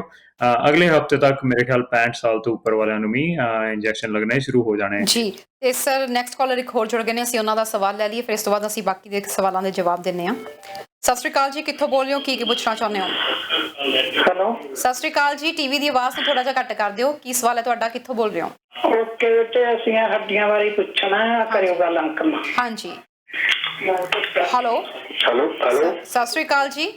ਸਤਿ ਸ਼੍ਰੀ ਅਕਾਲ। ਹਾਂਜੀ, ਕਿਰਪਾ ਕਰਕੇ ਟੀਵੀ ਦੀ ਆਵਾਜ਼ ਨੂੰ ਥੋੜਾ ਜਿਹਾ ਘੱਟ ਕਰ ਦਿਓ। ਕੀ ਸਵਾਲ ਹੈ ਜੀ ਤੁਹਾਡਾ? ਟੀਵੀ ਦੀ ਆਵਾਜ਼ ਘੱਟ ਕਰਨਾ। ਹਾਂਜੀ ਜੀ, ਕੀ ਸਵਾਲ ਹੈ ਜੀ ਤੁਹਾਡਾ? ਹਾਂਜੀ, ਮੇਰਾ ਸਵਾਲ ਹੈ, ਮੇਰੀ ਉਮਰ 68 ਸਾਲ ਦੀ ਹੈ ਜੀ। ਮੈਨੂੰ ਸ਼ੂਗਰ ਤਾਂ ਕਾਫੀ ਦੇਰ ਤੋਂ ਹੈ ਤੇ ਮੇਰੇ ਪੈਰਾਂ ਦੇ ਪੰਜਿਆਂ 'ਚ ਦਰਦ ਹੁੰਦਾ 2-3 ਸਾਲ ਤੋਂ। ਮੈਂ ਦਵਾਈ ਖਾਂਦਾ ਜੀ, ਪੰਜਿਆਂ 'ਚ ਦਰਦ ਹਟਦਾ ਨਹੀਂ ਹੈਗਾ ਮੇਰੇ। ਪੈਰਾਂ ਦੀਆਂ ਤਲੀਆਂ ਤੇ ਜਾਂ ਪੰਜਿਆਂ 'ਚ? ਪੰਜਿਆਂ 'ਚ ਜੀ, ਪੰਜਿਆਂ 'ਚ ਦਰਦ ਹੁੰਦਾ। ਹਾਂਜੀ, ਰਾਤ ਵੇਲੇ ਹੁੰਦਾ, ਦਿਨ ਵੇਲੇ ਹੁੰਦਾ, ਤੁਰਦਿਆਂ ਹੁੰਦਾ ਕਿ ਬੈਠਿਆਂ ਕਿਹੜੇ ਹੁੰਦਾ? ਟਾਈਮ ਤੁਹਾਡੇ ਦਰਦ ਜਿਹੜਾ ਹੁੰਦਾ ਆ, ਸੌਣ ਵੇਲੇ, ਉੱਠਣ ਵੇਲੇ, ਤੁਰਨ ਵੇਲੇ ਜਾਂ ਕਦੋਂ? ਹਰ ਟਾਈਮ ਹੁੰਦਾ ਰਹਿੰਦਾ ਜੀ, 24 ਘੰਟੇ ਹਰ ਟਾਈਮ ਹੁੰਦਾ ਸਰ? ਹਾਂਜੀ ਜੀ, ਤੁਸੀਂ ਆਪਾਂ ਟੀਵੀ ਸਕਰੀਨ ਤੇ ਆਨਸਰ ਸੁਣ ਸਕਦੇ ਹੋ ਜੀ। ਤੁਸੀਂ ਕਾਲ ਕਰਨ ਲਈ ਤੁਹਾਡਾ ਸ਼ੁਕਰੀਆ ਸਰ। ਇਸ ਤੋਂ ਪਹਿਲਾਂ ਸਰ ਨੇ ਕਾਲ ਕੀਤੀ ਸੀ, ਉਹਨਾਂ ਨੇ ਪੁੱਛਿਆ ਸੀਗਾ ਕਿ ਕਰੋਨਾ ਦੀ ਇੱਕ ਡੋਜ਼ ਕੀ ਸਫੀਸ਼ੀਐਂਟ ਹੈ ਲੈਣੀ? ਨਹੀਂ ਸਫੀਸ਼ੀਐਂਟ ਹੈਗੀ ਹੈ ਜੀ, ਸਾਨੂੰ ਪਤਾ ਹੈਗਾ, ਪਰ ਅਸੀਂ ਐਟਲੀਸਟ ਕੁਝ ਪ੍ਰੋਟੈਕਸ਼ਨ ਦੇ ਰਹੇ ਹੈਗੇ ਆ। ਐਂਡ ਈਵਨ 2 ਡੋਜ਼ ਵੀ 100% ਨਹੀਂ ਹੈਗੀਆਂ ਨੇ, ਤੇ ਜਿਹੜੀ ਆਪਾਂ 90-95% ਵੀ ਕਹਿ ਰਹੇ ਹੈਗੇ ਆ, ਉਹ ਦੂਜੀ ਡੋਜ਼ ਤੋਂ 2 ਹਫ਼ਤਿਆਂ ਬਾਅਦ ਦੀ ਸ਼ੁਰੂ ਹੁੰਦੀ ਹੈਗੀ ਆ। ਤੇ ਆਪਾਂ ਇਹ ਨਹੀਂ ਸੋਚਣਾ ਕਿ ਇੱਕ ਵੈਕਸੀਨ ਲੱਗ ਗਿਆ ਹੈਗਾ ਹੁਣ ਮੈਂ ਬਿਲਕੁਲ ਲਾਪਰਵਾਹ ਹੋ ਸਕਦਾ ਹੈਗਾ। ਫਿਰ ਵੀ ਆਪਾਂ ਸਾਰੀਆਂ ਚੀਜ਼ਾਂ ਜਿਹੜੀਆਂ ਹੈਗੀਆਂ 6 ਫੁੱਟ ਦੀ ਦੂਰੀ, ਲੋਕਾਂ ਨੂੰ ਨਾ ਮਿਲਣਾ ਜੁਲਣਾ, ਮਾਸਕ ਪਾਣਾ ਜੇ ਆਪਾਂ ਕਿਸੇ ਨੂੰ ਮਿਲ ਰਹੇ ਹੈਗੇ ਆ, ਉਹ ਬਹੁਤ ਜ਼ਿਆਦਾ ਜ਼ਰੂਰੀ ਹੈਗਾ। ਜੇ ਵੈਕਸੀਨ ਜਿਹਨਾਂ ਨੂੰ ਲੱਗ ਵੀ ਗਿਆ ਹੈਗਾ, ਆਪਾਂ ਇਹ ਨਾ ਸੋਚ ਲਈਏ ਕਿ ਅੱਜ ਤੋਂ ਹੀ ਮੇਰੀ ਹੁਣ ਇਮਿਊਨਿਟੀ ਸ਼ੁਰੂ ਹੋ ਗਈ ਹੈਗੀ ਹੈ ਤੇ ਮੈਂ ਠੀਕ ਹੈਗਾ, ਮੈਨੂੰ ਕੋਈ ਘਬਰਾਉਣ ਦੀ ਲੋੜ ਨਹੀਂ ਹੈਗੀ। ਫਿਰ ਵੀ ਆਪਾਂ ਬਾਕੀ ਜਿਹੜੀਆਂ ਪ੍ਰੀਕਾਸ਼ਨਸ ਹੈਗੀਆਂ ਨੇ ਰੱਖਣੀਆਂ ਹੈਗੀਆਂ ਨੇ, ਪਰ ਅਗੇਨ ਜ਼ਰੂਰੀ ਹੈਗਾ ਵੀ ਆਪਾਂ ਜ਼ਿਆਦਾ ਤੋਂ ਜ਼ਿਆਦਾ ਲੋਕਾਂ ਨੂੰ ਐਟਲੀਸਟ ਕੁਝ ਪ੍ਰੋਟੈਕਸ਼ਨ ਦੇ ਸਕੀਏ। ਇਸ ਲਈ ਇੱਕ ਡੋਜ਼ ਲੈ ਕੇ ਫਿਰ ਦੂਸਰੀ ਡੋਜ਼ 3-4 ਮਹੀਨੇ ਵਿੱਚ ਜਦੋਂ ਮਿਲੇਗੀ ਤੇ ਤੁਸੀਂ ਉਸ ਤੋਂ ਬਾਅਦ ਜਿਹੜੀ ਹੈਗੀ ਹੈ ਐਟਲੀਸਟ 90-95% ਪ੍ਰੋਟੈਕਸ਼ਨ ਮਿਲ ਸਕਦੀ ਹੈ ਜੀ। ਇਸ ਤੋਂ ਬਾਅਦ ਬ੍ਰੈਂਪਟਨ ਤੋਂ ਮੈਮ ਦੀ ਕਾਲ ਆਈ ਸੀ ਕਿ ਕਰੋਨਾ ਹੋਣ ਤੋਂ ਬਾਅਦ ਕੀ ਕੋਈ ਇਨਫੈਕਸ਼ਨ ਜਾਂ ਕੋਈ ਸਾਈਡ ਇਫੈਕਟ ਹੋ ਸਕਦਾ ਹੈ, ਕਿਉਂਕਿ ਉਹਨਾਂ ਨੂੰ ਬਹੁਤ ਜ਼ਿਆਦਾ ਅਜੇ ਵੀ ਕਈ ਵਾਰੀ ਫੀਵਰ ਹੋ ਜਾਂਦਾ ਆ ਤੇ ਉਹਨਾਂ ਦੇ ਪੇਨ ਬਹੁਤ ਰਹਿੰਦਾ ਬਾਡੀ 'ਚ। ਜੀ, ਸੋ ਤਰਨ ਜੀ ਆਪਾਂ ਕੋਰੋਨਾ ਤੋਂ ਡਰਦੇ ਹੈਗੇ ਆ, ਸਾਰੇ ਹੀ ਡਰਦੇ ਹੈਗੇ ਆ। ਕਿਉਂ ਡਰਦੇ ਹੈਗੇ ਆ? ਕਿਉਂਕਿ ਉਹਦੇ ਵਿੱਚ ਇੰਨੀਆਂ ਸਾਰੀਆਂ ਮੌਤਾਂ ਹੁੰਦੀਆਂ ਨੇ। ਆਪਾਂ ਸਿਰਫ ਮੌਤ ਦੇ ਨੰਬਰ ਦੇਖਦੇ ਜਾਂ ਆંકੜੇ ਦੇਖਦੇ ਹੈਗੇ ਆ ਤੇ ਸੋਚਦੇ ਆ ਕਿ ਇੰਨੀਆਂ ਸਾਰੀਆਂ ਲੋਕ ਮਰ ਜਾਂਦੇ ਹੈਗੇ ਨੇ ਜਾਂ ਆਈਸੀਯੂ ਪਹੁੰਚ ਜਾਂਦੇ ਹੈਗੇ ਨੇ। ਪਰ ਈਵਨ ਜਿਨ੍ਹਾਂ ਨੂੰ ਘੱਟ ਵੀ ਬੁਖਾਰ ਹੁੰਦਾ 2 ਦਿਨ, ਜਿਵੇਂ ਮੈਡਮ ਨੇ ਕਿਹਾ ਸੀਗਾ ਕਿ ਹੋਇਆ ਸੀਗਾ ਉਹਨਾਂ ਨੂੰ, ਹੈ ਨਾ, ਤੇ 2 ਦਿਨ ਬਾਅਦ ਠੀਕ ਵੀ ਹੋ ਗਏ ਸੀਗੇ, ਫਿਰ ਵੀ ਇਹ ਦੇਖਿਆ ਜਾ ਰਿਹਾ ਹੈਗਾ ਕਿ ਲੌਂਗ ਕੋਵਿਡ ਕਿ ਵੀ ਉਸ ਤੋਂ ਬਾਅਦ ਵੀ ਸਿੰਪਟਮ ਜਿਹੜੇ ਹੈਗੇ ਨੇ ਜਾਂ ਆਪਣਾ ਸਰੀਰ ਜਿਹੜਾ ਹੈਗਾ ਨਾਰਮਲ ਨਹੀਂ ਹੋ ਜਾਂਦਾ ਹੈਗਾ। ਕਈ ਲੋਕਾਂ ਨੂੰ ਦਰਦਾਂ ਹੁੰਦੀਆਂ ਰਹਿੰਦੀਆਂ ਹੈਗੀਆਂ, ਕਈ ਲੋਕਾਂ ਦਾ ਹਾਰਟ ਜਾਂ ਲੰਗ ਜਿਹੜਾ ਹੈਗਾ, ਫੇਫੜਾ ਜਿਹੜਾ ਹੈਗਾ, ਉਹ ਫਿਰ ਵੀ ਖਰਾਬ ਰਹਿੰਦਾ ਹੈਗਾ, ਸਾਹ ਫਿਰ ਵੀ ਫੁੱਲਦਾ ਹੈਗਾ ਬਹੁਤ ਮਹੀਨਿਆਂ ਤੱਕ, 6 ਮਹੀਨਿਆਂ ਤੱਕ ਵੀ ਕਈਆਂ ਨੂੰ ਦੇਖਿਆ ਜਾ ਰਿਹਾ ਹੈਗਾ। ਇਹਦੇ ਬਾਰੇ ਰਿਸਰਚ ਚੱਲ ਰਹੀ ਹੈਗੀ ਹੈ, ਇਹਦੇ ਬਾਰੇ ਕੀ ਕੀਤਾ ਜਾ ਸਕਦਾ ਹੈਗਾ ਕੁਝ ਪਤਾ ਨਹੀਂ ਹੈਗਾ ਹਾਲੇ। ਸੋ ਸਿੰਪਟੋਮੈਟਿਕ ਟ੍ਰੀਟਮੈਂਟ ਆਪਾਂ ਕਹਿੰਦੇ ਆ, ਜੇ ਸਾਹ ਫੁੱਲਦਾ ਹੈਗਾ ਤੇ ਇਨਹੇਲਰ ਲੈ ਲਓ, ਜੇ ਦਰਦ ਹੁੰਦੀ ਹੈ ਤਾਂ ਦਰਦ ਦੀ ਦਵਾਈ ਲੈ ਲਓ, ਐਵੇਂ ਦੀ ਚੀਜ਼ ਚੱਲ ਰਹੀ ਹੈਗੀ ਆ। ਇੱਕ ਮੈਂ ਹੋਰ ਸਲਾਹ ਦੇਵਾਂਗਾ ਕਿ ਤੁਸੀਂ ਆਪਣੇ ਡਾਕਟਰ ਨੂੰ ਗੱਲ ਕਰਕੇ ਸਾਰੇ ਆਪਣੇ ਟੈਸਟ ਵੀ ਇੱਕ ਵਾਰੀ ਦੁਬਾਰਾ ਕਰਾ ਲਓ। ਕਈ ਲੋਕਾਂ ਦੀ ਕਰੋਨਾ ਇਨਫੈਕਸ਼ਨ ਦੇ ਕਰਕੇ ਕਈ ਲੋਕਾਂ ਦਾ ਥਾਇਰੋਇਡ ਖਰਾਬ ਹੋ ਜਾਂਦਾ ਹੈ ਜਾਂ ਸ਼ੂਗਰ ਵੱਧ ਜਾਂਦੀ ਹੈਗੀ ਆ, ਕਿਡਨੀ ਵਿੱਚ ਨੁਕਸ ਹੋ ਜਾਂਦਾ, ਤੇ ਉਹ ਸਾਰੇ ਟੈਸਟ ਜਿਹੜੇ ਹੈਗੇ ਇੱਕ ਵਾਰੀ ਕਰਾ ਲੈਣੇ ਚਾਹੀਦੇ। ਜੀ ਬਿਲਕੁਲ। ਇਸ ਤੋਂ ਬਾਅਦ ਇੱਕ ਸਰ ਦੀ ਕਾਲ ਆਈ ਸੀ ਜਿਨ੍ਹਾਂ ਦੀ ਕਹਿਣਾ ਸੀ ਉਹਨਾਂ ਦੀ ਉਮਰ 68 ਹੈ ਤੇ ਉਹਨਾਂ ਨੂੰ ਡਾਇਬੀਟੀਜ਼ ਵੀ ਹੈਗੀ ਹੈ, ਪੈਰਾਂ ਦੇ ਪੰਜਿਆਂ ਵਿੱਚ ਉਹਨਾਂ ਨੂੰ ਹਰ ਟਾਈਮ ਪੇਨ ਰਹਿੰਦਾ ਆ। ਜੀ, ਸੋ ਇਹ ਵੀ ਹੱਡੀਆਂ ਦੀ ਕਮਜ਼ੋਰੀ, ਆਸਟੀਓਪੋਰੋਸਿਸ ਦੀ ਆਪਾਂ ਗੱਲ ਨਹੀਂ ਕਰ ਰਹੇ ਹੈਗੇ, ਆਪਾਂ ਗੱਲ ਕਰ ਰਹੇ ਹੈਗੇ ਆ ਇਹਦੇ ਵਿੱਚ ਡਾਇਬੀਟੀਜ਼ ਦੇ ਨਾਲ, ਸ਼ੂਗਰ ਦੇ ਨਾਲ ਪੈਰਾਂ ਵਿੱਚ ਨੁਕਸ ਕਿਹੜੇ ਤਰ੍ਹਾਂ ਦੇ ਹੋ ਸਕਦੇ ਹੈਗੇ ਨੇ। ਉਹਦੇ ਵਿੱਚ 2 ਤਰ੍ਹਾਂ ਦੇ ਨੁਕਸ ਹੋ ਸਕਦੇ ਹੈਗੇ ਨੇ। ਇੱਕ ਤਾਂ ਨਰਵਸ ਦਾ ਨੁਕਸ ਹੁੰਦਾ, ਜਿਹੜੀਆਂ ਆਪਾਂ ਕਹਿ ਦਈਏ ਬ੍ਰੇਨ ਤੋਂ ਚੱਲ ਕੇ ਜਿਹੜੀਆਂ ਨਰਵਸ ਜਾਂਦੀਆਂ ਹੈਗੀਆਂ ਨੇ ਪੇਨ ਦੀਆਂ, ਉਹਦਾ ਨੁਕਸ ਹੋ ਸਕਦਾ, ਜੋ ਕਿ ਹਾਈ ਸ਼ੂਗਰ ਦੇ ਨਾਲ, ਸ਼ੂਗਰ ਹਾਈ ਰਹਿਣ ਦੀ ਵਜ੍ਹਾ ਨਾਲ ਇੰਨੇ ਸਾਲਾਂ ਤੋਂ ਜੇ ਹਾਈ ਰਹੀ ਹੋਵੇ ਤਾਂ ਨੁਕਸ ਹੋ ਜਾਂਦਾ ਹੈਗਾ। ਦੂਸਰਾ ਕਾਰਨ ਹੁੰਦਾ ਹੈ ਕਿ ਵੀ ਸਰਕੂਲੇਸ਼ਨ ਜਿਹੜੀ ਹੁੰਦੀ ਹੈ, ਬਲੱਡ ਦੀ ਸਰਕੂਲੇਸ਼ਨ ਜਿਹੜੀ ਹੁੰਦੀ ਹੈ, ਉਹ ਜੇ ਕਿੱਥੇ ਰੁਕ ਗਈ ਹੋਵੇ ਤਾਂ ਵੀ ਪੈਰਾਂ ਵਿੱਚ ਦਰਦ ਹੁੰਦਾ ਹੈ। ਇਹ ਦੋ ਤਰ੍ਹਾਂ ਦੇ ਦਰਦ ਹੁੰਦੇ ਨੇ। ਇਸ ਲਈ ਮੈਂ ਪੁੱਛਿਆ ਸੀਗਾ ਕਿ ਕਦੋਂ ਹੁੰਦਾ ਹੈਗਾ, ਤੁਰਦਿਆਂ ਹੁੰਦਾ ਹੈ ਕਿ ਰਾਤ ਨੂੰ ਹੁੰਦਾ? ਜਿਹੜਾ ਪਹਿਲਾਂ ਮੈਂ ਕਿਹਾ ਸੀਗਾ, ਨਰਵਸ ਦੀ ਜਿਹੜੀ ਪ੍ਰੋਬਲਮ ਹੁੰਦੀ ਹੈਗੀ ਆ, ਉਹ ਰਾਤ ਵੇਲੇ ਸੌਣ ਲੱਗਿਆ ਪੈਰਾਂ ਦੀ ਤਲੀਆਂ ਵਿੱਚ ਜਲਨ ਜੀ ਮਹਿਸੂਸ ਹੁੰਦੀ ਹੈਗੀ ਹੈ, ਜਾਂ ਫਿਰ ਐਵੇਂ ਲੱਗਦਾ ਕੀੜੀਆਂ ਚਲਦੀਆਂ ਹੈਗੀਆਂ, ਤੇ ਉਹ ਸ਼ੂਗਰ ਦੇ ਕਾਰਨ ਹੁੰਦੀ ਹੈਗੀ ਆ। ਜੇ ਸਰਕੂਲੇਸ਼ਨ ਦੀ ਪ੍ਰੋਬਲਮ ਹੋਵੇ ਤਾਂ ਕੀ ਹੁੰਦਾ ਕਿ ਆਪਾਂ ਜਦੋਂ ਤੁਰਦੇ ਹੈਗੇ ਆ ਤਾਂ ਇੱਕਦਮ ਦਰਦ ਉੱਠਦਾ, ਤੇ ਜਦੋਂ ਅਸੀਂ ਬੈਠ ਜਾਂਦੇ ਹੈਗੇ ਆ ਤਾਂ ਫਿਰ ਉਹ ਦਰਦ ਠੀਕ ਹੋ ਜਾਂਦਾ ਹੈਗਾ।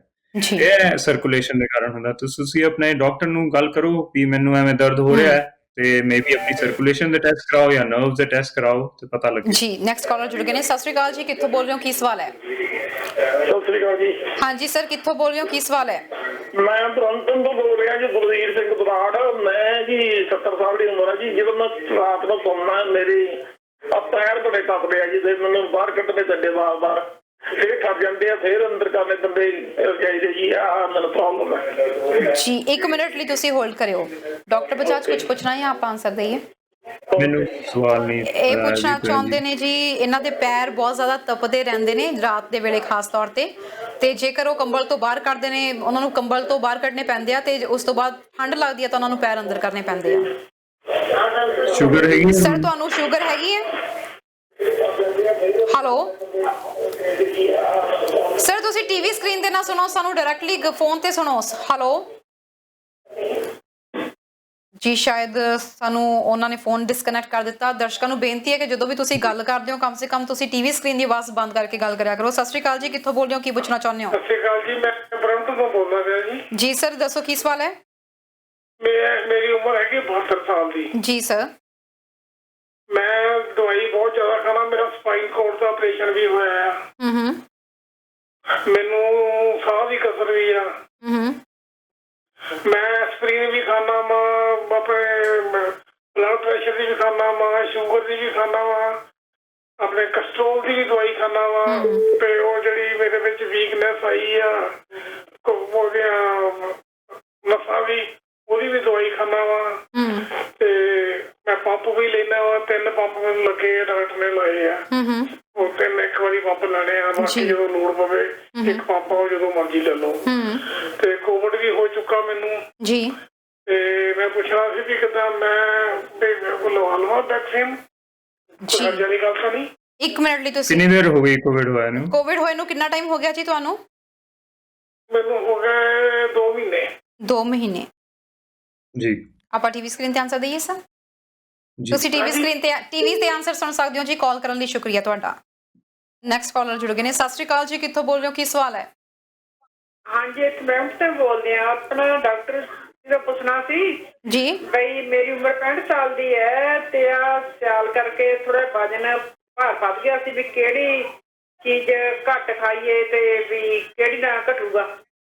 ਓਕੇ ਜੀ। ਵੇਟ ਤੁਸੀਂ ਕਹਿ ਰਹੇ ਹੋ ਤੁਹਾਡਾ ਭਾਰ ਕਿਸ ਚੀਜ਼ ਨਾਲ ਘਟੇ, ਕਿਹੋ ਜਿਹੀ ਖੁਰਾਕ ਖਾਧੀ ਜਾਵੇ? ਹਾਂਜੀ ਹਾਂ, ਕਿਹੜੀ ਖਾ ਕਰੇ ਸਿਆਲ ਕਰਕੇ ਅੰਦਰ ਬੈਠੇ ਕਰਕੇ ਨਾ ਥੋੜਾ ਜਿਹਾ ਬਹੁਤ। ਤੁਸੀਂ ਟੀਵੀ ਸਕਰੀਨ ਤੇ ਜੀ ਡਾਕਟਰ ਸਾਹਿਬ ਕੁਝ ਪੁੱਛਣਾ ਤਾਂ ਨਹੀਂ? ਟੀਵੀ ਸਕਰੀਨ ਤੇ ਆਨਸਰ ਸੁਣ ਸਕਦੇ ਹੋ ਜੀ। ਕਾਲ ਕਰਨ ਲਈ ਸ਼ੁਕਰੀਆ ਤੁਹਾਡਾ। ਸਰ ਬ੍ਰੈਂਪਟਨ ਤੋਂ ਜਿਨ੍ਹਾਂ ਦੀ ਕਾਲ ਆਈ ਸੀ, ਆਪਣੇ ਕੋਲ ਪੂਰੀ ਇਹਨਾਂ ਦੀ ਇਨਫੋਰਮੇਸ਼ਨ ਨਹੀਂ ਹੈਗੀ। ਇਹਨਾਂ ਨੇ ਇਹ ਕਿਹਾ ਸੀ ਕਿ ਇਹਨਾਂ ਦੇ ਪੈਰ ਗਰਮ ਬਹੁਤ ਛੇਤੀ ਹੋ ਜਾਂਦੇ ਨੇ, ਰਾਤ ਨੂੰ ਸੌਣ ਲੱਗੇ ਉਹਨਾਂ ਨੂੰ ਆਪਦੇ ਪੈਰ ਜਿਹੜੇ ਆ ਰਜਾਈ ਚੋਂ ਬਾਹਰ ਕੱਢਣੇ ਪੈਂਦੇ ਨੇ, ਇੰਨੀ ਜ਼ਿਆਦਾ ਤਪਦੇ ਨੇ। ਉਸ ਤੋਂ ਬਾਅਦ ਫਿਰ ਜਦੋਂ ਠੰਡ ਲੱਗਦੀ ਉਹਨਾਂ ਨੂੰ ਅੰਦਰ ਕਰਨੇ ਪੈਂਦੇ ਨੇ। ਇਸ ਤੋਂ ਇਲਾਵਾ ਇਹਨਾਂ ਨੇ ਕੋਈ ਜ਼ਿਆਦਾ ਡਿਟੇਲ ਨਹੀਂ ਦਿੱਤੀ ਹੈਗੀ। ਜੀ, ਸਾਨੂੰ ਪਤਾ ਨਹੀਂ ਹੈਗਾ ਕਿ ਉਹਨਾਂ ਨੂੰ ਸ਼ੂਗਰ ਹੈਗੀ ਹੈ ਕਿ ਨਹੀਂ ਹੈਗੀ ਹੈ। ਤਾਂ ਹੋ ਸਕਦਾ ਹੈ ਜੇ ਸ਼ੂਗਰ ਹੋਵੇ, ਜਾਂ ਫਿਰ ਕਈ ਵਾਰੀ ਸ਼ੂਗਰ ਦਾ ਪਤਾ ਵੀ ਨਹੀਂ ਹੁੰਦਾ ਹੈਗਾ, ਤੇ ਤੁਸੀਂ ਟੈਸਟ ਕਰਾ ਲਓ। ਜੇ ਸ਼ੂਗਰ ਦੀ ਵਜ੍ਹਾ ਨਾਲ ਹੋ ਰਿਹਾ ਹੈਗਾ ਤੇ ਸ਼ੂਗਰ ਨੂੰ ਕੰਟਰੋਲ ਕਰਨਗੇ, ਜਿਵੇਂ ਮੈਂ ਕਿਹਾ ਸੀਗਾ, ਨਰਵਸ ਜਿਹੜੀਆਂ ਪੈਰਾਂ ਦੀਆਂ ਹੁੰਦੀਆਂ ਨੇ, ਇਸੇ ਤਰ੍ਹਾਂ ਹੀ ਉਹਦਾ ਸਿੰਪਟਮ ਲੱਛਣ ਇਸੇ ਤਰ੍ਹਾਂ ਹੀ ਆਉਂਦੇ ਹੁੰਦੇ ਨੇ ਕਿ ਰਾਤ ਨੂੰ ਸੌਣ ਲੱਗਿਆ ਪੈਰ ਗਰਮ ਹੋ ਜਾਂਦੇ ਨੇ ਜਾਂ ਜਲਦੇ ਹੈਗੇ ਨੇ, ਫਿਰ ਕਈ ਵਾਰੀ ਠੰਡੇ ਹੋ ਜਾਂਦੇ ਹੈਗੇ ਨੇ। ਇਹ ਸ਼ੂਗਰ ਦੀ ਵੀ ਲੱਛਣ ਹੋ ਸਕਦੇ ਹੈਗੇ ਨੇ ਕਿ ਸ਼ੂਗਰ ਦੇ ਕਾਰਨ ਇਹ ਨੁਕਸ ਹੋ ਰਿਹਾ। ਜੇ ਸ਼ੂਗਰ ਨਹੀਂ ਆ ਰਹੀ ਹੈਗੀ ਹੈ, ਨਾਰਮਲ ਆ ਰਹੀ ਹੈਗੀ ਹੈ, ਤਾਂ ਫਿਰ ਤੁਸੀਂ ਵਿਟਾਮਿਨ B12 ਹੁੰਦਾ ਹੈਗਾ, B12 ਵਿਟਾਮਿਨ ਦਾ ਤੁਸੀਂ ਟੈਸਟ ਵੀ ਕਰਾ ਸਕਦੇ ਹੈਗੇ ਹੋ, ਜਾਂ ਤੁਸੀਂ B12 ਵਿਟਾਮਿਨ ਲੈ ਵੀ ਸਕਦੇ ਹੈਗੇ ਹੋ। ਤੇ ਕਈ ਲੋਕਾਂ ਨੂੰ ਵਿਟਾਮਿਨ B12 ਦੀ ਕਮੀ ਦੀ ਵਜ੍ਹਾ ਨਾਲ ਇਹੋ ਜਿਹੇ ਸਿੰਪਟਮ ਵੀ ਹੋ ਸਕਦੇ ਹੈਗੇ ਨੇ ਪੈਰਾਂ ਦੇ ਵਿੱਚ।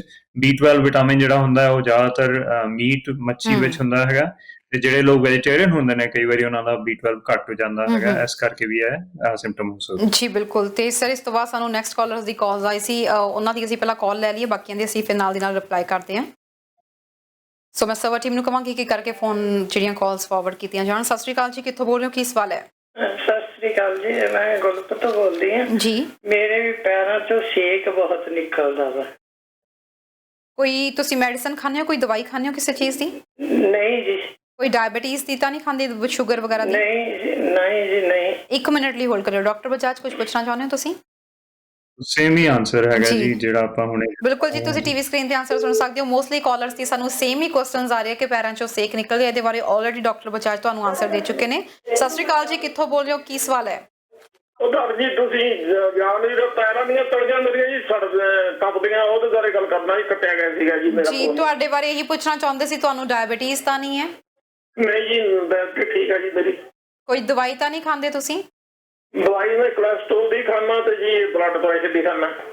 ਕੋਲੇਸਟ੍ਰੋਲ ਤੇ ਬੀਪੀ। ਟੈਸਟ ਕਦੋਂ ਹੋਇਆ ਸੀਗਾ ਸ਼ੂਗਰ ਦਾ ਤੁਹਾਡਾ? ਟੈਸਟ ਕਦੋਂ ਹੋਇਆ ਸੀ ਸ਼ੂਗਰ ਦਾ? ਸ਼ੂਗਰ ਦਾ ਟੈਸਟ ਮੈਂ ਘਰੇ ਕਰ ਲੈਂਦਾ ਜੀ, ਮੇਰੇ ਕੋਲ ਮਸ਼ੀਨ ਪਈ ਆ। ਮਸ਼ੀਨ ਤੇ ਜੀ? ਨਹੀਂ, ਬਲੱਡ ਟੈਸਟ ਸਰ ਤੁਸੀਂ ਬਲੱਡ ਟੈਸਟ ਕਰਵਾਇਆ ਸ਼ੂਗਰ ਦਾ ਪਹਿਲਾਂ ਕਦੇ? ਹਾਂਜੀ ਕਰਾਇਆ ਜੀ, ਸਾਲ ਬਾਅਦ ਹੀ ਕਰਵਾਉਣਾ, ਉਦੋਂ ਠੀਕ ਸੀ। 1 ਸਾਲ ਪਹਿਲਾਂ ਕਰਵਾਇਆ ਸੀ ਤੁਸੀਂ? ਹਾਂਜੀ ਜੀ। ਤੁਸੀਂ ਟੀਵੀ ਸਕਰੀਨ ਤੇ ਆਨਸਰ ਸੁਣ ਸਕਦੇ ਹੋ। ਕਾਲ ਕਰਨ ਲਈ ਸ਼ੁਕਰੀਆ ਤੁਹਾਡਾ। ਕਾਲਰ ਇੱਕ ਹੋਰ ਜੁੜ ਗਏ ਨੇ। ਸਤਿ ਸ਼੍ਰੀ ਅਕਾਲ ਜੀ, ਕਿੱਥੋਂ ਬੋਲ ਰਹੇ ਹੋ, ਕੀ ਸਵਾਲ ਹੈ? ਸਤਿ ਸ੍ਰੀ ਅਕਾਲ ਜੀ, ਅਸੀਂ ਕਹਿਰਗੀ ਤੋਂ ਬੋਲਦੇ ਹਾਂ ਜੀ। ਜੀ ਦੱਸੋ ਜੀ, ਕੀ ਸਵਾਲ ਹੈ? ਸਾਡੇ ਨਾ ਬੇਟੀ ਦੇ ਪੈਰ ਬਹੁਤ ਜ਼ਿਆਦਾ ਦੁਖਦੇ ਆ। ਹਰ ਵਕਤ ਦੀ ਦਵਾਈ ਵੀ ਬਹੁਤ ਖਾਧੀ ਉਹਨਾਂ ਨੇ, ਤੇ ਫਿਰ ਮਤਲਬ ਰਾਤ ਨੂੰ ਉਹਦੇ ਨਿੱਤ ਮਾਸ ਕਰਨੀ ਪੈਂਦੀ ਤੇਲ ਦੀ ਸਰੋਂ ਦੇ ਤੇਲ। ਜੀ ਹਾਂਜੀ। ਕਿੰਨੀ ਛੋਟੀ ਤੇ ਹੈਗੀ ਕੀ ਬੇਟੀ? ਕੀ ਉਮਰ ਹੈ ਜੀ ਉਹਨਾਂ ਦੀ? ਉਮਰ ਉਹਨਾਂ ਦੀ 31 ਸਾਲ ਆ। 30-31 ਸਾਲ। ਤੇ ਹੋਰ ਹਾਂਜੀ। ਕੋਈ ਕੋਈ ਕੋਈ ਪ੍ਰੋਬਲਮ ਹੋਰ ਹੈਗੀ ਆ? ਪ੍ਰੋਬਲਮ ਤਾਂ ਨਹੀਂ ਹੈ? ਕੋਈ ਮੈਡੀਸਨ ਤਾਂ ਨਹੀਂ ਖਾਂਦੇ? ਨਹੀਂ ਹੋਰ ਕੋਈ ਮੈਡੀਸਨ ਨਹੀਂ ਖਾਂਦੀ। ਜੀ, ਤੇ ਆਪਾਂ ਸਰ ਆਂਸਰ ਦੇਈਏ। ਆਇਰਨ ਦੀ ਕਮੀ ਤਾਂ ਨਹੀਂ ਹੈਗੀ? ਆਇਰਨ ਅਨੀਮੀਆ ਤਾਂ ਦੀ ਨਹੀਂ ਕੋਈ ਹੈ? ਆਇਰਨ ਦੀ ਕਮੀ ਤਾਂ ਨਹੀਂ ਹੈ? ਕੋਈ ਅਨੀਮੀਆ ਤਾਂ ਨਹੀਂ ਉਹਨਾਂ ਨੂੰ? ਆਇਰਨ ਦੀ ਕਮੀ ਤਾਂ ਨਹੀਂ ਜੀ ਮੈਨੂੰ ਲੱਗਦਾ ਨਾ। ਵੈਸੇ ਟੈਸਟ ਤਾਂ ਉਹਨਾਂ ਨੇ ਕਰਾਏ ਸੀਗੇ ਹੁਣ। ਜੀ, ਹਾਂਜੀ। ਕੋਈ ਵਿਟਾਮਿਨ ਦੀ ਕੋਈ ਹੋਰ ਗੋਲੀ ਤਾਂ ਨਹੀਂ ਖਾਂਦੇ ਉਹ? ਨਹੀਂ ਗੋਲੀ ਤਾਂ ਨਹੀਂ ਕੋਈ ਵੀ ਖਾਂਦੇ। ਜੀ ਠੀਕ ਹੈ ਜੀ, ਤੁਸੀਂ ਟੀਵੀ ਸਕਰੀਨ ਤੇ ਆਨਸਰ ਸੁਣ ਸਕਦੇ ਹੋ। ਕਾਲ ਕਰਨ ਲਈ ਸ਼ੁਕਰੀਆ ਤੁਹਾਡਾ। ਮੋਸਟਲੀ ਕਾਲਰਸ ਦੀ ਸਰ ਸੇਮ ਹੀ ਅੱਜ ਕਾਲਸ ਆ ਰਹੀਆਂ ਨੇ ਜਿਨ੍ਹਾਂ ਦੇ ਪੈਰਾਂ 'ਚੋਂ ਸੇਕ ਨਿਕਲ ਰਿਹਾ ਜਾਂ ਪੈਰਾਂ 'ਚ ਪੇਨ ਹੋ ਰਹੀ ਹੈ। ਜੀ ਜੀ, ਤੇ ਸਰ ਪਹਿਲਾਂ ਆਪਾਂ ਕਾਲ ਆਈ ਸੀ ਆਪਾਂ ਨੂੰ ਬ੍ਰੈਂਪਟਨ ਤੋਂ। ਉਹਨਾਂ ਦੀ ਏਜ 72 ਇਅਰਸ ਸੀ। ਉਹਨਾਂ ਨੇ ਕਾਫੀ ਸਾਰੀਆਂ ਦਵਾਈਆਂ ਦੱਸੀਆਂ ਸੀ ਕਿ ਉਹ ਲੈ ਰਹੇ ਨੇ, ਸ਼ੂਗਰ ਦੀ, BP ਦੀ, ਕੋਲੇਸਟ੍ਰੋਲ ਦੀ, ਪੰਪ ਵੀ ਲੱਗਿਆ ਹੋਇਆ ਉਹਨਾਂ ਨੂੰ, ਇਨਹੇਲਰ ਲੱਗਿਆ ਹੋਇਆ। ਕੋਵਿਡ ਵੀ ਉਹਨਾਂ ਨੂੰ 2 ਮਹੀਨੇ ਪਹਿਲਾਂ ਹੋ ਚੁੱਕਿਆ। ਉਹ ਪੁੱਛਣਾ ਚਾਹੁੰਦੇ ਨੇ ਕਿ ਕੀ ਉਹ ਵੈਕਸੀਨ ਲੈ ਸਕਦੇ ਨੇ? ਉਹਨਾਂ ਨੂੰ ਠੀਕ ਹੈ? ਜੀ ਬਿਲਕੁਲ ਲੈਣਾ ਚਾਹੀਦਾ ਹੈਗਾ, ਕਿਉਂਕਿ ਕੋਵਿਡ ਇੱਕ ਵਾਰੀ ਹੋ ਵੀ ਚੁੱਕਿਆ, ਫਿਰ ਵੀ ਪੂਰੀ ਪ੍ਰੋਟੈਕਸ਼ਨ ਨਹੀਂ ਰਹਿੰਦੀ ਹੈਗੀ ਆ। ਐਵੇਂ ਦੇ ਸਟੱਡੀਜ਼ ਆ ਰਹੀਆਂ ਨੇ ਤੇ ਵੈਕਸੀਨ 70 ਸਾਲ ਤੋਂ ਉੱਪਰ ਹੈਗੇ ਨੇ ਤੇ ਉਹਨਾਂ ਨੂੰ ਵੈਕਸੀਨ ਲੱਗ ਸਕਦੀ ਹੈਗੀ ਹੈ ਤੇ ਅਪਾਇੰਟਮੈਂਟ ਬਣਵਾ ਲੈਣੀ ਚਾਹੀਦੀ ਹੈਗੀ ਹੈ ਤੇ ਜ਼ਰੂਰ ਲਗਵਾ ਲੈਣੀ ਚਾਹੀਦੀ ਹੈਗੀ ਆ ਉਹਨਾਂ ਨੂੰ ਵੈਕਸੀਨ। ਭਾਵੇਂ ਜੇ ਸ਼ੂਗਰ ਹੈਗੀ ਹੈ, ਹੋਰ ਜ਼ਿਆਦਾ ਬਿਮਾਰੀਆਂ ਹੈਗੀਆਂ ਤੇ ਸਗੋਂ ਰਿਸਕ ਖਤਰਾ ਜਿਹੜਾ ਹੈਗਾ ਬਹੁਤ ਜ਼ਿਆਦਾ ਵੱਧ ਜਾਂਦਾ ਹੈਗਾ। ਤੇ ਅੱਜ ਕੱਲ ਜਿਹੜੇ ਕਰੋਨਾ ਵਾਇਰਸ ਦੇ ਵੇਰੀਐਂਟ ਆਪਾਂ ਕਹਿ ਦਈਏ ਮੁਟੇਸ਼ਨ ਚੱਲ ਰਹੀਆਂ ਹੈਗੀਆਂ, ਜਿਹੜਾ ਇੱਕ ਵਾਰੀ ਹੋ ਵੀ ਜਾਂਦਾ ਫਿਰ ਦੂਸਰੀ ਤਰ੍ਹਾਂ ਦਾ ਵਾਇਰਸ ਜਿਹੜਾ ਹੈਗਾ UK ਵਾਲਾ ਜਾਂ ਸਾਊਥ ਅਫਰੀਕਾ ਵਾਲਾ ਕਈ ਵਾਰੀ ਦੁਬਾਰਾ ਹੋ ਸਕਦਾ ਹੈਗਾ, ਇਸ ਲਈ ਵੀ ਵੈਕਸੀਨ ਲਗਵਾ ਲੈਣੀ ਚਾਹੀਦੀ। ਜੀ, ਉਸ ਤੋਂ ਬਾਅਦ ਬ੍ਰੈਂਪਟਨ ਤੋਂ ਕਾਲ ਆਈ ਸੀ ਮੈਮ ਦੀ, ਕਹਿੰਦੇ ਸੀ ਸਰਦੀਆਂ ਕਰਕੇ ਭਾਰ ਵੱਧ ਗਿਆ, ਘਰ ਬੈਠਣ ਕਰਕੇ ਕੀ ਖਾਣ ਕੀ ਨਾ ਖਾਣ? ਜੀ ਸੋ ਸਹੀ ਗੱਲ ਹੈ ਜੀ। ਆਪਾਂ ਘਰ ਬੈਠੇ ਤੇ ਕਿਚਨ ਸਾਹਮਣੇ ਹੀ ਹੁੰਦੀ ਹੈਗੀ ਹੈ, ਕਿਚਨ ਵਿੱਚ ਫ੍ਰਿਜ ਹੁੰਦਾ ਤੇ ਹੋਰ ਚੀਜ਼ਾਂ ਹੁੰਦੀਆਂ ਨੇ। ਸਨੈਕਸ ਕਰਕੇ ਜ਼ਿਆਦਾਤਰ ਭਾਰ ਵਧੇ ਹੈਗੇ ਨੇ ਕੁਝ ਲੋਕਾਂ ਦੇ। ਕੁਝ ਲੋਕਾਂ ਨੇ ਐਕਸਰਸਾਈਜ਼ ਵੀ ਜ਼ਿਆਦਾ ਕੀਤੀ ਹੈ ਜਾਂ ਘੱਟ ਵੀ ਖਾਧਾ ਹੈਗਾ, ਆਪਣੇ ਖਾਣੇ ਤੇ ਜ਼ਿਆਦਾ ਵੀ ਧਿਆਨ ਦਿੱਤਾ। ਕਈ ਮੇਰੇ ਪੇਸ਼ੈਂਟ ਹੈਗੇ ਨੇ ਜਿਨ੍ਹਾਂ ਦਾ ਪੇਟ ਘਟਿਆ ਵੀ ਹੈਗਾ, ਐਵੇਂ ਵੀ ਨਹੀਂ ਹੈਗਾ ਕਿ ਸਾਰਿਆਂ ਦਾ ਵਧਿਆ। ਤੇ ਆਪਾਂ ਹੁਣ ਕੋਸ਼ਿਸ਼ ਕਰੀਏ ਜਿਹੜਾ ਭਾਰ ਵਧਿਆ ਪਹਿਲਾਂ ਉਹਨੂੰ ਘਟਾਈਏ ਤੇ ਉਹਦੇ ਡਾਇਟ ਦਾ ਸਭ ਤੋਂ ਜ਼ਿਆਦਾ ਮਹੱਤਵ ਹੈਗਾ ਵੀ ਆਪਾਂ ਕਹੀਏ 80% ਜਿਹੜਾ weight ਘਟਣਾ ਹੈਗਾ ਉਹ ਡਾਇਟ ਦੇ ਨਾਲ, ਖਾਣਾ ਘਟਾਉਣ ਦੇ ਨਾਲ ਹੋਣਾ ਹੈਗਾ। ਤੇ ਉਹਦੇ ਵਿੱਚ ਆਪਾਂ ਸਲਾਦ ਜ਼ਿਆਦਾ ਖਾਈਏ, ਸਬਜ਼ੀਆਂ ਜ਼ਿਆਦਾ ਖਾਈਏ, ਦਾਲਾਂ ਜ਼ਿਆਦਾ ਖਾਈਏ ਤੇ ਬਾਕੀ ਚੀਜ਼ਾਂ ਸਾਰੀਆਂ ਘਟਾ ਦਈਏ। ਆਪਾਂ ਜੇ ਅੰਡਾ ਖਾਂਦੇ ਹੈਗੇ ਆ ਤਾਂ ਐਗ ਖਾ ਲਈਏ ਸਵੇਰੇ ਤੇ ਇੱਕ ਬ੍ਰੈਡ ਸਲਾਈਸ ਦੇ ਨਾਲ ਐਵੇਂ ਦਾ ਬ੍ਰੇਕਫਾਸਟ ਕਰ ਲਈਏ। ਜਾਂ ਫਿਰ ਜੇ ਨਹੀਂ ਖਾਂਦੇ ਹੈਗੇ ਤਾਂ ਓਟਮੀਲ ਜਿਹੜਾ ਹੁੰਦਾ ਹੈਗਾ, ਆਪਾਂ ਓਟਮੀਲ, ਪਲੇਨ ਓਟਮੀਲ ਜਿਹੜਾ ਕਿ ਸਟੀਲ ਕਟ ਓਟਸ ਕਹਿੰਦੇ ਹੈਗੇ, ਐਵੇਂ ਦਾ ਬ੍ਰੇਕਫਾਸਟ ਜਿਹੜਾ ਹੈਗਾ ਕਰ ਸਕਦੇ ਹੈਗੇ ਆ। ਜਾਂ ਫਿਰ ਪੁੰਗਰੀਆਂ ਦਾਲਾਂ ਦਾ ਜੇ ਆਪਾਂ ਉਹਨਾਂ ਨੂੰ ਪੁੰਗਾੜ ਕੇ ਅੰਕੁਰ ਫੁਟਾ ਕੇ ਉਹਨਾਂ ਦੇ ਸਪਰਾਊਟਡ ਬਣਾ ਕੇ ਉਹਦੀ ਬ੍ਰੇਕਫਾਸਟ ਵੀ ਕਰ ਸਕਦੇ ਹੈਗੇ ਆ। ਤੇ ਜੇ ਆਪਾਂ ਰੋਟੀ ਖਾਣੀ ਹੈਗੀ ਹੈ ਤਾਂ ਇੱਕ ਰੋਟੀ ਖਾਈਏ ਤੇ ਦਾਲ, ਸਬਜ਼ੀ, ਸਲਾਦ ਪਲੇਟ ਭਰ ਕੇ ਖਾਈਏ, ਜ਼ਿਆਦਾਤਰ ਖਾਈਏ। ਤੇ ਸਮੋਸੇ, ਪਕੌੜੇ, ਮਿਠਾਈਆਂ, ਕੁੱਕੀਆਂ, ਰਸ, ਇਹ ਚੀਜ਼ਾਂ ਬਿਲਕੁਲ ਬੰਦ ਕਰ ਦਿਓ। ਜੀ ਬਿਲਕੁਲ। ਗਲਫ ਤੋਂ ਕਾਲ ਆਈ ਸੀ, ਉਹਨਾਂ ਨੇ ਕਿਹਾ ਸੀ ਪੈਰਾਂ 'ਚੋਂ ਸੇਕ ਨਿਕਲਦਾ। ਤਾਂ ਕੈਲਗਰੀ ਵਾਲਿਆਂ ਨੇ ਕਿਹਾ ਸੀ ਉਹਨਾਂ ਦੀ ਬੇਟੀ ਦੇ ਪੈਰ ਦੁਖਦੇ ਰਹਿੰਦੇ ਨੇ, ਮਾਲਿਸ਼ ਕਰਦੇ ਨੇ ਹਰ ਰੋਜ਼। 30-31 ਸਾਲ ਦੀ ਉਮਰ ਹੈ।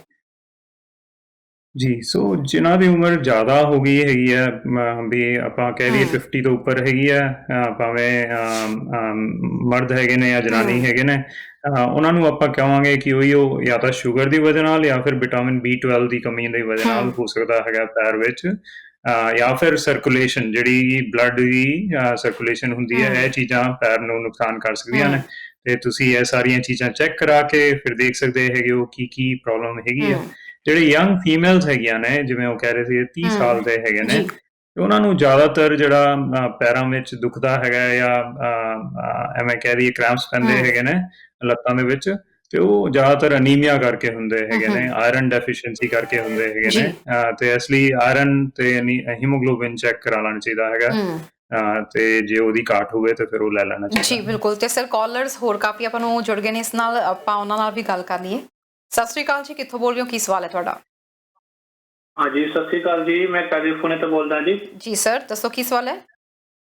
ਹਾਂਜੀ ਮੇਰਾ ਸਵਾਲ ਹੈ ਜਿਹੜਾ ਆਪਣਾ ਪ੍ਰਿਸਟ ਦਾ ਜਿਹੜਾ ਆਈਥਰਿਸਟ ਦਾ ਕੇਸ ਹੁੰਦਾ ਜੀ, ਆਈਥਰਿਸਿਸਟੀ, ਉਹ ਮੈਨੂੰ ਲੱਗਦਾ ਜੀ ਕਰੀਬਨ 1.5 ਸਾਲ ਤੇ ਕਿਸੇ ਦੀ ਵੀ ਕੋਈ ਅਪਡੇਟ ਨਹੀਂ ਆਈ। ਤੇ ਮੇਰਾ ਕੁਐਸਚਨ ਇਹ ਸੀ, ਉਹਦੇ ਬਾਰੇ ਕੁਝ ਦੱਸੋ ਤੁਸੀਂ। ਇੱਕ ਮਿੰਟ ਲਈ ਇਹਦੇ ਬਾਰੇ I360 ਦੇ ਬਾਰੇ? ਹਾਂਜੀ ਜਿਹੜਾ ਗੁਰੂ ਘਰ ਦਾ ਹੁੰਦਾ ਜੀ ਪ੍ਰਿਸਟ ਦਾ ਜੀ। ਸਰ ਤੁਹਾਨੂੰ ਇਹਦੇ ਬਾਰੇ ਕਿਹਦੀ ਜਾਣਕਾਰੀ ਗੱਲ ਕਰ ਮੈਨੂੰ ਰਹੇ ਨਹੀਂ ਸਮਝ ਆ ਰਹੀ ਸਰ ਤੁਸੀਂ ਕਿਸ ਚੀਜ਼ ਦੇ ਗਲੋਕੋਮਾ ਦੀ ਗੱਲ ਕਰ ਰਹੇ ਹੋ, ਅੱਖਾਂ ਦੀ ਗੱਲ ਕਰ ਹਾਂਜੀ ਰਹੇ ਹੋ? ਆਈਸ ਦੀ ਸਰ ਆਈਸ ਦੇ ਬਾਰੇ ਤੁਸੀਂ ਪੁੱਛਣਾ ਚਾਹੁੰਦੇ ਹੋ ਨਾ ਆਈ 360 ਦਾ ਜਿਹੜਾ ਹੁੰਦਾ ਜੀ ਹੈ ਨਾ ਕੇਸ ਹੁੰਦਾ ਜੀ, ਉਹ ਆਪਣੇ ਪ੍ਰਿਸ਼ਟ ਦਾ ਜੀ ਹੁੰਦਾ ਜੀ, ਜਿਹੜੇ ਗੁਰੂ ਘਰ ਆਪਣੇ ਬਾਬਾ ਜੀ ਕੰਮ ਕਰਦੇ ਆ ਜੀ, ਉਹ R1 ਤੇ ਬਾਅਦ ਅਪਲਾਈ ਹੁੰਦਾ ਜੀ। ਤੇ ਉਹ ਮਤਲਬ ਜਿਹੜੇ ਵੀ ਆਪਣੇ ਗੁਰੂ ਘਰ ਦੇ ਜੇ ਕੀਰਤਨ ਕਰਦੇ ਜੇ ਉਹਨਾਂ ਦਾ 1.5 ਸਾਲ ਤੇ ਕਰੀਬਨ ਉਹਨਾਂ ਦੀ ਕੋਈ ਕਿਸੇ ਦੀ ਅਪਡੇਟ ਨਹੀਂ ਹੈ। ਸਰ ਤੇ ਤੁਸੀਂ ਆਪਾਂ ਪੁੱਛਣਾ ਇਮੀਗ੍ਰੇਸ਼ਨ ਚਾਹੁੰਦੇ ਦੇ ਬਾਰੇ ਵਿੱਚ ਜਿਹੜਾ ਤੁਸੀਂ ਸਵਾਲ ਹੈ ਤੁਹਾਡਾ ਇਮੀਗ੍ਰੇਸ਼ਨ ਦੇ ਬਾਰੇ ਸਵਾਲ ਹੈ ਹਾਂਜੀ ਇਮੀਗ੍ਰੇਸ਼ਨ ਦੇ ਬਾਰੇ ਤੁਸੀਂ ਜੀ। ਯੂਐਸ ਤੋਂ ਇਮੀਗ੍ਰੇਸ਼ਨ ਦੇ ਬਾਰੇ ਤੁਸੀਂ ਸਵਾਲ ਦਾ ਜਵਾਬ ਜਿਹੜਾ ਹੈ ਤੁਸੀਂ ਸੈਟਰਡੇ ਨੂੰ ਕਾਲ ਕਰਿਓ। ਇਸ ਵਕਤ ਅਸੀਂ ਹੈਲਥ ਟਾਕ ਪ੍ਰੋਗਰਾਮ ਕਾਲ ਕਰ ਰਹੇ ਹਾਂ। ਠੀਕ ਹੈ ਜੀ, ਤੁਸੀਂ okay। ਸੈਟਰਡੇ ਨੂੰ ਟੋਰਾਂਟੋ ਸਮੇਂ Saturday ਹਾਂਜੀ ਸੈਟਰਡੇ ਨੂੰ ਟੋਰਾਂਟੋ ਸਮੇਂ ਦੇ ਮੁਤਾਬਿਕ 3 ਵਜੇ ਕਾਲ ਕਰ ਲਿਓ ਜੀ। ਸ਼ੁਕਰੀਆ ਜੀ, okay, ਸ਼ੁਕਰੀਆ thank you ਜੀ ਜੀ। ਕਾਲ ਕਰਨ ਲਈ ਤੁਹਾਡਾ। ਸਰ ਕਾਲਰ ਹੋਰ ਜੁੜ ਗਏ ਨੇ, ਅਸੀਂ ਉਹਨਾਂ ਦੀ ਕਾਲ ਲੈ ਲਈਏ। ਮਾਫੀ ਚਾਹਾਂਗੇ ਜੀ ਫੋਨ ਡਿਸਕਨੈਕਟ ਹੋ ਗਿਆ। ਸਰ ਅਸੀਂ ਹੁਣ ਆਪਣੇ ਥੋੜਾ ਟੌਪਿਕ ਦੇ ਉੱਤੇ ਗੱਲ ਕਰ ਲਈਏ। ਸਰੀਰ 'ਚ ਜੀ, ਹੱਡੀਆਂ ਜੀ। ਦੀ ਕਮਜ਼ੋਰੀ ਦੇ ਬਾਰੇ ਅੱਜ ਆਪਾਂ ਗੱਲਬਾਤ ਕਰ ਰਹੇ ਹਾਂ। ਸਭ ਤੋਂ ਪਹਿਲਾਂ ਇਹ ਦੱਸੋ ਕਿ ਕਿਉਂ ਹੁੰਦੀ ਹੈ ਇਹ ਕਮਜ਼ੋਰੀ? ਸੋ ਆਪਾਂ ਹੱਡੀਆਂ ਦੀ ਕਮਜ਼ੋਰੀ ਕਹਿ ਰਹੇ ਹੈਗੇ ਆ ਕਿ ਹੱਡੀਆਂ ਜਿਹੜੀਆਂ ਹੈਗੀਆਂ ਖੁਰਨ ਲੱਗ ਜਾਂਦੀਆਂ ਨੇ ਇੱਕ ਤਰ੍ਹਾਂ ਨਾਲ ਜੀ। ਕਹਿ ਦਈਏ ਵੀ ਬਹੁਤ ਕਮਜ਼ੋਰ ਹੋ ਜਾਂਦੀਆਂ ਨੇ ਆਪੇ। ਕਈ ਲੋਕ ਜਿਹੜੇ ਆਪਾਂ ਕਹਿੰਦੇ ਹੈਗੇ ਆ ਜਿਨ੍ਹਾਂ ਦੀ ਉਮਰ ਜ਼ਿਆਦਾ ਹੋ ਜਾਂਦੀ ਹੈਗੀ ਆ, ਉਹਨਾਂ ਦੀ ਰੀੜ੍ਹ ਦੀ ਹੱਡੀ ਇੰਨੀ ਕਮਜ਼ੋਰ ਹੋ ਜਾਂਦੀ ਕਿ ਉਹਦੇ 'ਚ ਆਪੇ ਹੀ ਬਿਨਾਂ ਕੋਈ ਸੱਟ ਲੱਗੇ, ਬਿਨਾਂ ਡਿੱਗੇ, ਬਿਨਾਂ ਕੋਈ ਐਕਸੀਡੈਂਟ ਹੋਏ ਫ੍ਰੈਕਚਰ ਹੋਣਾ ਸ਼ੁਰੂ ਹੋ ਜਾਂਦਾ ਹੈਗਾ। ਤੇ ਆਪਾਂ ਦੇਖਦੇ ਹੈਗੇ ਆ ਕੁਝ ਲੋਕ ਜਦੋਂ ਉਮਰ ਜ਼ਿਆਦਾ ਹੋ ਜਾਂਦੀ ਹੈਗੀ ਆ ਤੇ ਉਹਨਾਂ ਦਾ ਕੁੱਬ ਪੈ ਜਾਂਦਾ ਹੈਗਾ, ਉਹ ਇੱਧਰ ਨੂੰ ਜਾਂ ਸਿੱਧਾ ਨੂੰ ਐਵੇਂ ਝੁਕ ਜਾਂਦੇ ਹੈਗੇ ਨੇ। ਤੇ ਉਹ ਆਪਾਂ ਕਿਉਂਕਿ ਉਹ ਰੀੜ੍ਹ ਦੀ ਹੱਡੀ ਜਿਹੜੀ ਹੁੰਦੀ ਹੈ ਉਹ ਸਿੱਧੀ ਨਹੀਂ ਰਹਿ ਜਾਂਦੀ, ਉਹਦੇ ਵਿੱਚ ਫ੍ਰੈਕਚਰ ਹੋਣ ਕਰਕੇ ਉਹ ਟੇਢੀ ਹੋ ਜਾਂਦੀ ਹੈਗੀ ਆ। ਤੇ ਇਹ ਆਪਾਂ ਹੱਡੀਆਂ ਦੀ ਕਮਜ਼ੋਰੀ ਦੀ ਗੱਲ ਕਰ ਰਹੇ ਹੈਗੇ ਆ। ਇਹ ਜ਼ਿਆਦਾਤਰ ਦੇਖਿਆ ਜਾਂਦਾ ਹੈਗਾ ਲੇਡੀਜ਼ ਵਿੱਚ ਹੁੰਦਾ ਹੈਗਾ, ਸਪੈਸ਼ਲੀ 50 ਤੋਂ ਬਾਅਦ ਸ਼ੁਰੂ ਹੁੰਦਾ ਹੈਗਾ, ਜਦੋਂ ਮੈਨੋਪੌਜ਼ ਹੋ ਜਾਂਦਾ, ਜਦੋਂ ਪੀਰੀਅਡ ਬੰਦ ਹੋ ਜਾਂਦੇ ਹੈਗੇ ਉਸ ਤੋਂ ਬਾਅਦ, ਕਿਉਂਕਿ ਹਾਰਮੋਨ ਜਿਹੜੇ ਹੁੰਦੇ ਉਹ ਚੇਂਜ ਹੋ ਜਾਂਦੇ ਹੈਗੇ। ਤੇ ਹਾਰਮੋਨ ਜਿਹੜੇ ਲੇਡੀਜ਼ ਦੇ ਹੁੰਦੇ ਹੈਗੇ ਉਹ ਹੱਡੀਆਂ ਨੂੰ ਇੱਕ ਤਰ੍ਹਾਂ ਨਾਲ ਮਜ਼ਬੂਤ ਰੱਖਦੇ ਹੈਗੇ। ਜਦੋਂ ਨਹੀਂ ਹੁੰਦੇ ਤੇ ਫਿਰ ਹੱਡੀਆਂ ਕਮਜ਼ੋਰ ਹੋ ਜਾਂਦੀਆਂ ਹੈਗੀਆਂ ਨੇ। ਤੇ ਇਸ ਕਰਕੇ ਇਹ ਪ੍ਰੋਬਲਮ ਜਿਹੜੀ ਹੈ ਆਸਟੀਓਪੋਰੋਸਿਸ ਦੀ, ਹੱਡੀਆਂ ਦੀ ਕਮਜ਼ੋਰੀ ਵਿੱਚ ਜ਼ਿਆਦਾਤਰ ਲੇਡੀਜ਼ ਵਿੱਚ ਦੇਖੀ ਜਾਂਦੀ ਹੈਗੀ। ਕੁਝ ਮਰਦਾਂ ਵਿੱਚ ਵੀ ਹੁੰਦੀ ਹੈ ਉਮਰ ਦੇ ਨਾਲ, ਪਰ ਜ਼ਿਆਦਾਤਰ ਲੇਡੀਜ਼ ਵਿੱਚ ਇਹ ਪ੍ਰੋਬਲਮ ਦੇਖੀ ਜਾਂਦੀ ਹੈ ਜੀ। ਇਸ ਤਰ੍ਹਾਂ ਆਪਾਂ ਨੂੰ ਕਾਲਰਸ ਦੀ ਇਸ ਵਕਤ ਕਾਲ ਬਹੁਤ ਜ਼ਿਆਦਾ ਇਸ ਵਕਤ ਵੋਲਿਊਮ ਹੈਗੀ। ਆਪਾਂ ਇੱਕ ਵਾਰੀ ਕਾਲਸ ਲੈ ਲਈਏ, ਲਾਸਟ ਕਾਲ ਆਪਾਂ ਲੈ ਰਹੇ ਹਾਂ, ਇਸ ਤੋਂ ਬਾਅਦ ਫਿਰ ਆਪਾਂ ਇਹਨਾਂ ਦੇ ਜਵਾਬ ਦੇਵਾਂਗੇ। ਸਤਿ ਸ਼੍ਰੀ ਅਕਾਲ ਜੀ, ਕਿੱਥੋਂ ਬੋਲ ਰਹੇ ਹੋ, ਕੀ ਸਵਾਲ ਹੈ? ਸਤਿ ਸ੍ਰੀ ਅਕਾਲ ਜੀ, ਕੈਂਬਰੇਜ ਤੋਂ ਬੋਲ ਰਹੇ ਹਾਂ ਜੀ। ਜੀ ਦੱਸੋ ਜੀ, ਕੀ ਸਵਾਲ ਹੈ ਤੁਹਾਡਾ? ਸਾਡਾ ਸਵਾਲ ਹੈ ਜੀ, 3 ਮਹੀਨੇ ਪਹਿਲਾਂ ਕੋਵਿਡ ਹੋਇਆ ਸੀ, ਉਹ ਤੋਂ ਬਾਅਦ ਇਹ ਬਾਹਾਂ ਤੇ ਲੱਤਾਂ 'ਚ ਵੀਕਨੈਸ ਰਹਿਣ ਲੱਗ ਗਈ। ਉਹ ਠੀਕ ਨਹੀਂ ਹੋਈ ਹਲੇ ਤੱਕ ਜੀ। B12 ਸਾਰਾ ਕੁਝ ਠੀਕ ਆ ਜੀ। ਡਾਕਟਰ ਬਜਾਜ ਕੁਝ ਪੁੱਛਣਾ ਚਾਹੁੰਦੇ ਹੋ ਜਾਂ ਆਨਸਰ ਦਈਏ? ਨਹੀਂ ਜੀ। ਤੁਸੀਂ ਟੀਵੀ ਸਕਰੀਨ ਤੇ ਜੀ ਟੀਵੀ ਸਕਰੀਨ ਤੇ ਹਾਂਜੀ ਤੁਸੀਂ ਟੀਵੀ ਸਕਰੀਨ ਤੇ ਸੁਣ ਸਕਦੇ ਹੋ। ਕਾਲ ਕਰਨ ਲਈ ਬਹੁਤ ਬਹੁਤ ਸ਼ੁਕਰੀਆ ਜੀ। ਹਾਂਜੀ, ਇੱਕ ਹੋਰ ਗੱਲ, ਸਮੈਲ ਵੀ ਵਾਪਸ ਲੈ ਆਈ ਨਹੀਂ ਹੈ। ਸਮੈਲ ਵੀ ਵਾਪਸ ਨਹੀਂ ਆਈ? ਠੀਕ ਹੈ ਜੀ। ਹਾਂਜੀ ਹਾਂਜੀ ਓਕੇ ਜੀ, ਠੀਕ ਹੈ ਜੀ। ਤੁਸੀਂ ਟੀਵੀ ਸਕਰੀਨ ਤੇ ਆਨਸਰ ਸੁਣ ਲਓ। ਸਤਿ ਸ਼੍ਰੀ ਅਕਾਲ ਜੀ, ਕਿੱਥੋਂ ਬੋਲ ਰਹੇ ਹੋ, ਕੀ ਸਵਾਲ ਹੈ? ਹਾਂਜੀ, ਅਸੀਂ ਟੈਲੀਫੋਨ ਤੋਂ ਬੋਲਦੇ ਭੈਣ ਜੀ। ਗੱਲ ਸਾਡਾ ਹੈ ਵੀ ਹਾਰਨੀਆਂ ਕੀ ਹੁੰਦੀਆਂ ਨੇ ਜੀ, ਇਹਨਾਂ ਦਾ ਇਲਾਜ ਕੀ ਹੈ, ਪੁੱਛਣਾ ਸੀ ਡਾਕਟਰ ਸਾਹਿਬ ਨੂੰ ਪਲੀਜ਼। ਠੀਕ ਹੈ ਜੀ ਸਰ, ਹਰਨੀਆਂ ਕੀ ਹੁੰਦੀਆਂ ਨੇ ਤੇ ਇਹਨਾਂ ਦਾ ਇਲਾਜ ਕੀ ਹੁੰਦਾ ਆ? ਹਰਨੀਆਂ ਦੀ ਗੱਲ ਕਰਦੇ ਬਿਲਕੁਲ ਨਾ, ਹੱਡੀਆਂ ਦੀ ਗੱਲ ਤਾਂ ਨਹੀਂ। ਹਰਨੀਆਂ ਦੀ ਗੱਲ। ਠੀਕ ਹੈ ਜੀ, ਤੁਸੀਂ ਟੀਵੀ ਸਕਰੀਨ ਦੇ ਆਨਸਰ ਸੁਣ ਸਕਦੇ ਹੋ। ਕਾਲ ਕਰਨ ਲਈ ਸ਼ੁਕਰੀਆ। ਅਗਲੇ ਕਾਲਰ ਜੁੜ ਗਏ ਨੇ। ਸਤਿ ਸ਼੍ਰੀ ਅਕਾਲ ਜੀ, ਕਿੱਥੋਂ ਬੋਲ ਰਹੇ ਹੋ, ਕੀ ਸਵਾਲ ਹੈ? ਸਤਿ ਸ੍ਰੀ ਅਕਾਲ ਜੀ, ਬ੍ਰੈਂਪਟਨ ਤੋਂ ਬੋਲ ਰਿਹਾ ਜੀ। ਹਾਂਜੀ ਦੱਸੋ ਜੀ। 65 ਸਾਲ ਉਮਰ ਹੈ ਜੀ। 9 ਮਹੀਨੇ ਹੋ ਗਏ ਮੈਨੂੰ ਇੰਡੀਆ ਤੋਂ ਇੱਥੇ ਕੈਨੇਡਾ ਆਇਆ। ਇੱਥੇ ਆ ਕੇ ਮੇਰਾ 3-4 ਕਿਲੋ weight ਘਟ ਗਏ। ਓਕੇ, ਕਿੰਨਾ weight ਹੈ? ਸ਼ੂਗਰ ਹੈ ਮੈਨੂੰ, ਪਰ ਕੰਟਰੋਲ 'ਚ 6.1 ਸੀ। ਪਿੱਛੇ ਜੇ ਟੈਸਟ ਕਰਾਈ ਸੀ 3 ਮਹੀਨਿਆਂ ਵਾਲੀ। ਠੀਕ ਹੈ ਜੀ। ਤੇ ਸਰ ਕਿੰਨਾ weight, ਕਿੰਨਾ ਹਾਈਟ ਕਿੰਨਾ ਹੈ ਇਸ ਟਾਈਮ ਤੁਹਾਡਾ ਤੇ ਹਾਈਟ ਕਿੰਨੀ ਹੈ ਤੁਹਾਡੀ? ਇਸ ਹੁਣ ਮੇਰਾ 80 ਕਿਲੋ weight ਹੈ। ਜਦੋਂ ਮੈਂ ਇੰਡੀਆ ਤੋਂ ਆਇਆ ਸੀ 84 ਸੀ। ਠੀਕ ਹੈ ਜੀ। ਤੇ ਤੁਹਾਡੀ ਹਾਈਟ ਕਿੰਨੀ ਹੈ? 6 ਫੁੱਟ ਜੀ। 6 ਫੁੱਟ ਜੀ। ਸਰ ਕੁਝ ਪੁੱਛਣਾ ਚਾਹੁੰਦੇ ਹੋ ਜਾਂ ਆਨਸਰ ਦਈਏ? ਨਹੀਂ, ਗੱਲ ਕਰ ਟੀਵੀ ਸਕਰੀਨ ਤੇ ਆਨਸਰ ਸੁਣ ਸਕਦੇ ਹੋ ਜੀ। ਕਾਲ ਕਰਨ ਲਈ ਸ਼ੁਕਰੀਆ ਸਰ। ਆਪਾਂ ਹੁਣ ਆਨਸਰ ਦਿੰਦੇ ਹਾਂ। ਅਸੀਂ ਮੁਆਫੀ ਚਾਹਾਂਗੇ ਜੀ, ਇਸ ਤੋਂ ਬਾਅਦ ਅਸੀਂ ਕੋਈ ਹੋਰ ਕਾਲ ਨਹੀਂ ਲੈ ਸਕਦੇ ਕਿਉਂਕਿ ਹੁਣ ਸਮਾਂ ਵੀ ਬਹੁਤ ਸਾਡੇ ਕੋਲ ਥੋੜਾ ਰਹਿ ਗਿਆ। ਤੇ ਸਰ ਪਹਿਲਾਂ ਜਿਨ੍ਹਾਂ ਦੀ ਕੈਂਬਰਿਜ ਤੋਂ ਕਾਲ ਆਈ ਸੀ, ਉਹਨਾਂ ਨੇ ਕਿਹਾ ਸੀ ਕੋਵਿਡ ਤੋਂ ਬਾਅਦ ਵੀਕਨੈਸ ਬਹੁਤ ਹੋ ਗਈ ਹੈ ਤੇ ਸਮੈਲ ਵੀ ਉਹਨਾਂ ਦੀ ਵਾਪਸ ਨਹੀਂ ਆਈ, ਕੀ ਕੀਤਾ ਜਾਵੇ? ਜੀ, ਸੋ ਪਹਿਲਾਂ ਮੈਂ ਕਹਿਣਾ ਚਾਹਾਂਗਾ ਤਰਨਜੀਤ ਜੀ ਕਿ ਕੋਵਿਡ ਦੇ ਬਾਰੇ ਆਪਾਂ ਜਿਵੇਂ ਗੱਲ ਕਰ ਰਹੇ ਸੀਗੇ, ਸਿਰਫ ਆਪਾਂ ਸੋਚਦੇ ਹਾਂ ਕਿ ਉਦੋਂ ਹੀ ਇਨਫੈਕਸ਼ਨ ਹੁੰਦਾ ਹੈਗਾ ਤੇ ਜ਼ਿਆਦਾਤਰ ਲੋਕ ਠੀਕ ਹੋ ਜਾਂਦੇ ਹੈਗੇ ਨੇ ਤੇ ਉਸ ਤੋਂ ਬਾਅਦ ਕੋਈ ਪ੍ਰੋਬਲਮ ਨਹੀਂ ਹੁੰਦੀ। ਐਵੇਂ ਦੀ ਗੱਲ ਨਹੀਂ ਹੈਗੀ ਆ। ਕਾਫੀ ਲੋਕਾਂ ਨੂੰ ਕਿੰਨੇ ਮਹੀਨਿਆਂ ਤੱਕ ਕੋਵਿਡ ਠੀਕ ਵੀ ਹੋ ਗਿਆ ਹੈਗਾ, ਉਸ ਤੋਂ ਬਾਅਦ ਵੀ ਪ੍ਰੋਬਲਮ ਚੱਲ ਰਹੀਆਂ ਹੈਗੀਆਂ ਨੇ, ਤੇ ਇਸ ਲਈ ਵੀ ਆਪਾਂ ਨੂੰ ਬਚਣ ਦੀ ਜ਼ਰੂਰਤ ਹੈਗੀ ਆ। ਆਪਾਂ ਇਹ ਨਹੀਂ ਸੋਚਦੇ ਛੋਟਾ ਜਿਹਾ ਵਾਇਰਸ ਹੈਗਾ, ਕੁਝ ਨਹੀਂ ਹੁੰਦਾ, ਮੈਂ ਤਾਂ ਜਵਾਨ ਹੈਗਾ, ਕੁਝ ਲੋਕ ਸੋਚਦੇ ਹੈਗੇ ਨੇ, ਤੇ ਇਸ ਲਈ ਵੀ ਬਚਣ ਦੀ ਜ਼ਰੂਰਤ ਹੈਗੀ ਹੈ, ਕਿਉਂਕਿ ਇਹ ਵੀ ਪਰਮਾਨੈਂਟ ਡੈਮੇਜ ਵੀ ਕਰ ਸਕਦਾ ਹੈਗਾ। ਰਿਸਰਚ ਹਾਲੇ ਚੱਲ ਰਹੀ ਹੈਗੀ ਹੈ। ਜ਼ਿਆਦਾਤਰ ਜੇ ਆਪਾਂ ਸਮੈਲ ਦੀ ਗੱਲ ਕਰੀਏ, ਸਮੈਲ ਉਹਨਾਂ ਦੀ ਚਲੀ ਗਈ ਹੈਗੀ ਹੈ ਕੋਵਿਡ ਦੇ ਵਜ੍ਹਾ ਨਾਲ, ਐਵੇਂ ਹੁੰਦਾ ਹੈਗਾ, ਦੇਖਿਆ ਗਿਆ ਹੈਗਾ। ਜ਼ਿਆਦਾਤਰ ਲੋਕਾਂ ਦੀ 1-2 ਮਹੀਨੇ 3 ਮਹੀਨੇ ਵਿੱਚ ਸਮੈਲ ਵਾਪਸ ਆ ਜਾਂਦੀ ਹੈਗੀ ਆ, ਆਪੇ ਹੀ ਵਾਪਸ ਆ ਜਾਂਦੀ ਹੈਗੀ ਆ, ਪਰ ਕੁਝ ਲੋਕਾਂ ਦੀ 6 ਮਹੀਨੇ ਸਾਲ ਤੱਕ ਵੀ ਨਹੀਂ ਆ ਰਹੀ ਹੈਗੀ ਆ, ਇਹ ਵੀ ਦੇਖਿਆ ਗਿਆ ਹੈਗਾ। ਇਹਦੇ ਬਾਰੇ ਕੀ ਕਰ ਸਕਦੇ ਹੈਗੇ ਆ ਆਪਾਂ, ਹਾਲੇ ਤੱਕ ਇਹਦੀ ਰਿਸਰਚ ਚੱਲ ਰਹੀ ਹੈਗੀ ਆ, ਕੀ ਕਰ ਸਕਦੇ ਹੈਗੇ ਆ, ਕੋਈ ਐਵੇਂ ਦੀ ਚੀਜ਼ ਨਹੀਂ ਹੈਗੀ ਆ। ਆਪਾਂ ਇਹ ਸੋਚ ਸਕਦੇ ਹਾਂ ਕਿ ਅਲੱਗ-ਅਲੱਗ ਚੀਜ਼ਾਂ ਸਮੈਲ ਕਰਨ ਦੀ ਕੋਸ਼ਿਸ਼ ਕਰੀਏ, ਕਿ ਕੁਝ ਮਿੱਠਾ ਸਮੈਲ ਕਰਨ ਦੀ ਕੋਸ਼ਿਸ਼ ਕਰੀਏ, ਕੁਝ ਕੌੜਾ ਜਿਹਾ ਸਮੈਲ ਕਰਨ ਦੀ, ਅਲੱਗ-ਅਲੱਗ ਆਪਾਂ ਸਮੈਲ ਦੀ ਕੋਸ਼ਿਸ਼ ਕਰੀਏ, ਤਾਂ ਕਿ ਕੁਝ ਆਪਣੇ ਜਿਹੜੇ ਨਰਵਸ ਹੈਗੇ ਨੇ ਉਹਨਾਂ ਨੂੰ ਆਪਾਂ ਸਟਿਮੂਲੇਟ ਕਰ ਸਕੀਏ। ਤੇ ਇਹ ਇੱਕ ਤਰ੍ਹਾਂ ਨਾਲ ਆਪਾਂ ਕਹਿ ਦਈਏ ਐਕਸਰਸਾਈਜ਼ ਦੀ ਤਰ੍ਹਾਂ ਰੋਜ਼ ਕਰੀਏ, ਅਲੱਗ-ਅਲੱਗ ਪਰਫਿਊਮ ਜਾਂ ਅਲੱਗ-ਅਲੱਗ ਤਰ੍ਹਾਂ ਦੇ ਸਮੈਲ ਜਿਹੜੇ ਹੈਗੇ ਲੈਣ ਦੀ ਕੋਸ਼ਿਸ਼ ਕਰੀਏ। ਜਿਹੜੀ ਦਰਦਾਂ ਹੈਗੀਆਂ ਉਹਦੇ ਵਾਸਤੇ ਹੁਣ ਅਗੇਨ ਉਹਦੇ ਵਾਸਤੇ ਦਰਦਾਂ ਦੀ ਕੁਝ ਦਵਾਈ ਟਾਇਲਨੋਲ ਵਗੈਰਾ ਹੀ ਲੈ ਸਕਦੇ ਹੈਗੇ ਆ। ਹੋਪਫੁਲੀ ਹੌਲੀ-ਹੌਲੀ ਜਿਹੜਾ ਹੈਗਾ ਠੀਕ ਹੋ ਜਾਣਾ। ਜੀ ਬਿਲਕੁਲ। ਇਸ ਤੋਂ ਬਾਅਦ ਅਗਲਾ ਸਵਾਲ ਸੀ, ਉਹਨਾਂ ਦਾ ਕਹਿਣਾ ਸੀਗਾ ਕਿ 65 ਸਾਲ ਉਹਨਾਂ ਦੀ ਉਮਰ ਹੈ, 9 ਮਹੀਨੇ ਹੋ ਗਏ ਨੇ ਉਹਨਾਂ ਨੂੰ ਇੱਥੇ ਆਇਆਂ ਨੂੰ, ਤੇ 3-4 ਕਿਲੋ ਉਹਨਾਂ ਦਾ weight ਜਿਹੜਾ ਉਹ ਘਟ ਗਿਆ। ਸ਼ੂਗਰ ਉਹਨਾਂ ਦੀ 6.1 ਹੈ ਤੇ ਕੰਟਰੋਲ ਕੀਤੀ ਹੋਈ ਹੈ, ਤੇ ਉਹਦੇ ਬਾਰੇ ਜਾਣਨਾ ਚਾਹੁੰਦੇ ਨੇ। ਇਸ ਤੋਂ ਪਹਿਲਾਂ ਵੀ ਇੱਕ ਹਰਨੀਆਂ ਦੇ ਬਾਰੇ ਵਿੱਚ ਆਇਆ ਸੀ, ਪਰ ਆਪਾਂ ਪਹਿਲਾਂ ਇਹਨਾਂ ਦਾ ਜਵਾਬ ਦੇ ਦਈਏ। ਜੀ ਜ਼ਰੂਰ। ਸੋ ਆਪਾਂ weight ਦੀ ਜੇ ਆਪਾਂ ਗੱਲ ਕਰੀਏ ਤੇ 6 ਫੁੱਟ ਬਹੁਤ ਅੱਛੀ ਹਾਈਟ ਹੈਗੀ ਹੈ, ਪਰ 80 ਕਿਲੋ ਜਿਹੜਾ ਹੈਗਾ weight ਘੱਟ ਨਹੀਂ ਹੈਗਾ 6 ਫੁੱਟ ਤੇ। ਜੇ ਆਪਾਂ ਕਹੀਏ ਤਾਂ ਮੇ ਬੀ ਥੋੜਾ ਜਿਹਾ ਹੋਰ ਵੀ ਘੱਟ ਜਾਵੇ ਤਾਂ ਚੰਗੀ ਗੱਲ ਹੈਗੀ ਹੈ, ਕੋਈ ਮਾੜੀ ਗੱਲ ਨਹੀਂ ਹੈਗੀ ਹੈ। ਤੁਹਾਨੂੰ ਕੈਨੇਡਾ ਰਾਸ ਹੈ, ਥੋੜਾ weight ਘੱਟ ਗਿਆ ਹੈਗਾ, ਮੇ ਬੀ ਉੱਥੇ ਇੰਡੀਆ ਵਿੱਚ ਜ਼ਿਆਦਾ ਮੱਖਣ ਦੁੱਧ ਵਗੈਰਾ ਜ਼ਿਆਦਾ ਹੁੰਦੇ ਸੀਗੇ, ਤੇ ਉੱਥੇ weight ਜ਼ਿਆਦਾ ਹੁੰਦਾ ਸੀਗਾ। ਤੇ ਇੱਥੇ ਜਿਹੜਾ ਹੈਗਾ ਜੇ ਆਪਾਂ 3-4 ਕਿਲੋ ਹੋਰ ਵੀ ਘੱਟ ਜਾਏਗਾ ਆਪਣੀ ਹਾਈਟ ਦੇ ਹਿਸਾਬ ਨਾਲ, ਤਾਂ ਬਿਹਤਰ ਹੈਗਾ, ਤੁਹਾਡੀ ਸ਼ੂਗਰ ਵਾਸਤੇ ਵੀ ਬਿਹਤਰ ਹੈਗਾ। ਆਪਾਂ ਕਈ ਵਾਰੀ ਸੋਚਦੇ ਹੈਗੇ ਆ ਕਿ ਜਾਂ ਫਿਰ ਲੋਕੀ ਕਹਿ ਦਿੰਦੇ ਹੈਗੇ ਕਿ ਮਾੜਾ ਹੋ ਗਿਆ, weight ਘੱਟ ਗਿਆ ਹੈਗਾ। ਸਗੋਂ ਸ਼ੂਗਰ ਜਿਨ੍ਹਾਂ ਨੂੰ ਹੈਗੀ ਹੈ ਤੇ weight ਘੱਟ ਜਾਂਦਾ ਤਾਂ ਬੈਟਰ ਹੁੰਦਾ, ਫਿਰ ਆਪਾਂ ਦਵਾਈਆਂ ਸਗੋਂ ਘਟਾਉਣ ਦੀ ਕੋਸ਼ਿਸ਼ ਵੀ ਕਰ ਸਕਦੇ ਹੈਗੇ ਆ ਜੇ weight ਘੱਟ ਜਾਵੇ, ਕਿਉਂਕਿ ਸਾਰੀ ਪ੍ਰੋਬਲਮ ਜਿਹੜੀਆਂ ਹੋ ਰਹੀਆਂ ਹੈਗੀਆਂ ਨੇ ਸ਼ੂਗਰ ਦੀ, ਹਾਰਟ ਦੀ, ਜ਼ਿਆਦਾਤਰ weight ਹਾਈ ਹੋਣ ਦੀ ਵਜ੍ਹਾ ਨਾਲ ਹੀ ਹੋ ਰਹੀਆਂ ਹੈਗੀਆਂ ਨੇ, ਤੇ weight ਘੱਟ ਜਾਵੇ ਤਾਂ ਚੰਗੀ ਗੱਲ। ਜੀ ਬਿਲਕੁਲ। ਤੇ ਉਸ ਤੋਂ ਬਾਅਦ ਕੈਲੀਫੋਰਨੀਆ ਤੋਂ ਕਾਲ ਆਈ ਸੀ, ਪੁੱਛਣਾ ਚਾਹੁੰਦੇ ਨੇ ਹਰਨੀਆਂ ਕੀ ਹੁੰਦੀਆਂ ਨੇ ਤੇ ਇਹਨਾਂ ਦਾ ਕੀ ਇਲਾਜ ਹੋ ਸਕਦਾ ਆ। ਠੀਕ ਹੈ। ਹਰਨੀਆਂ ਦੀ ਅਲੱਗ-ਅਲੱਗ ਤਰ੍ਹਾਂ ਦੀਆਂ ਹਰਨੀਆਂ ਹੁੰਦੀਆਂ ਹੈਗੀਆਂ ਨੇ। ਹਰਨੀਆਂ ਕੀ ਹੁੰਦੀਆਂ ਨੇ, ਵੀ ਆਪਾਂ ਕਹਿ ਦਈਏ ਢਿੱਡ ਦੀ ਜਿਹੜੀਆਂ ਆਂਤੜੀਆਂ ਇੱਕ ਤਰ੍ਹਾਂ ਨਾਲ ਹੁੰਦੀਆਂ ਨੇ, ਜਿਹੜੀ ਇੰਟੈਸਟਾਈਨ ਆਪਾਂ ਕਹਿੰਦੇ ਹੈਗੇ ਆ, ਉਹ ਜੇ ਸਕਿਨ ਚੋਂ ਬਾਹਰ ਆਉਣ ਲੱਗ ਜਾਣ, ਵੀ ਢਿੱਡ ਚੋਂ ਆ ਜਾਣ, ਜਿਹੜੀ ਧੁੰਨੀ ਹੁੰਦੀ ਹੈਗੀ ਉਹਦੇ ਆਸ-ਪਾਸ ਬਾਹਰ ਆ ਜਾਣ, ਐਵੇਂ ਫੁਲਾਵਟ ਦੀ ਤਰ੍ਹਾਂ ਜਿਹਦੇ ਵਿੱਚ ਆਂਤੜੀਆਂ ਫਿਰ ਨਜ਼ਰ ਆ ਜਾਣ, ਜਾਂ ਫਿਰ ਕਈ ਵਾਰੀ ਥੱਲੇ ਵਾਲੇ ਪਾਸੇ ਵੀ ਜਿੱਥੋਂ ਆਪਾਂ ਪਿਸ਼ਾਬ ਕਰਦੇ ਹੈਗੇ ਆ ਉੱਥੇ ਵੱਲ ਵੀ ਕਈ ਵਾਰੀ ਬਾਹਰ ਆ ਜਾਂਦੀਆਂ ਹੈਗੀਆਂ ਆਂਤੜੀਆਂ, ਤੇ ਉਹਨੂੰ ਆਪਾਂ ਹਰਨੀਆਂ ਕਹਿੰਦੇ ਹੈਗੇ ਆ। ਉਹ ਇਸ ਕਰਕੇ ਹੁੰਦਾ ਹੈ ਜੇ ਮਸਲ ਜੇ ਹੈਗੇ ਕਿੱਥੇ ਦੇ ਵੀਕ ਹੋ ਜਾਂਦੇ ਹੈਗੇ, ਮਸਲ ਕਿਉਂਕਿ ਬਚਾ ਕੇ ਰੱਖਦੇ ਹੈਗੇ ਢਿੱਡ ਦੀਆਂ ਅੰਦਰ ਦੀਆਂ ਆਂਤੜੀਆਂ ਨੂੰ, ਅੰਦਰ ਹੀ ਰੱਖਦੇ ਹੈਗੇ।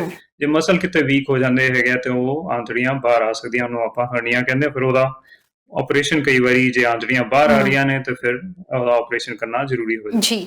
ਤੇ ਸਰ ਆਪਾਂ ਆਪਣੇ ਟੌਪਿਕ ਦੇ ਉੱਤੇ ਆਈਏ, ਅੱਜ ਸਮਾਂ ਭਾਵੇਂ ਥੋੜਾ ਜਿਹਾ ਰਹਿ ਗਿਆ, ਪਰ ਥੋੜੀ ਜਿਹੀ ਜ਼ਰੂਰ ਪਾਉਣਾ ਚਾਹਾਂਗੇ ਕਿ ਵੀਕ ਬੋਨਸ ਜਿਵੇਂ ਅਸੀਂ ਗੱਲ ਕਰਦੇ ਹਾਂ, ਆਸਟੀਓਪੋਰੋਸਿਸ ਕੀ ਇਹ ਸੇਮ ਹੀ ਚੀਜ਼ ਹੁੰਦੀ ਹੈ, ਕੀ ਇਹ ਡੈਫੀਨੇਸ਼ਨ ਕਾਹਦੀ ਹੈ?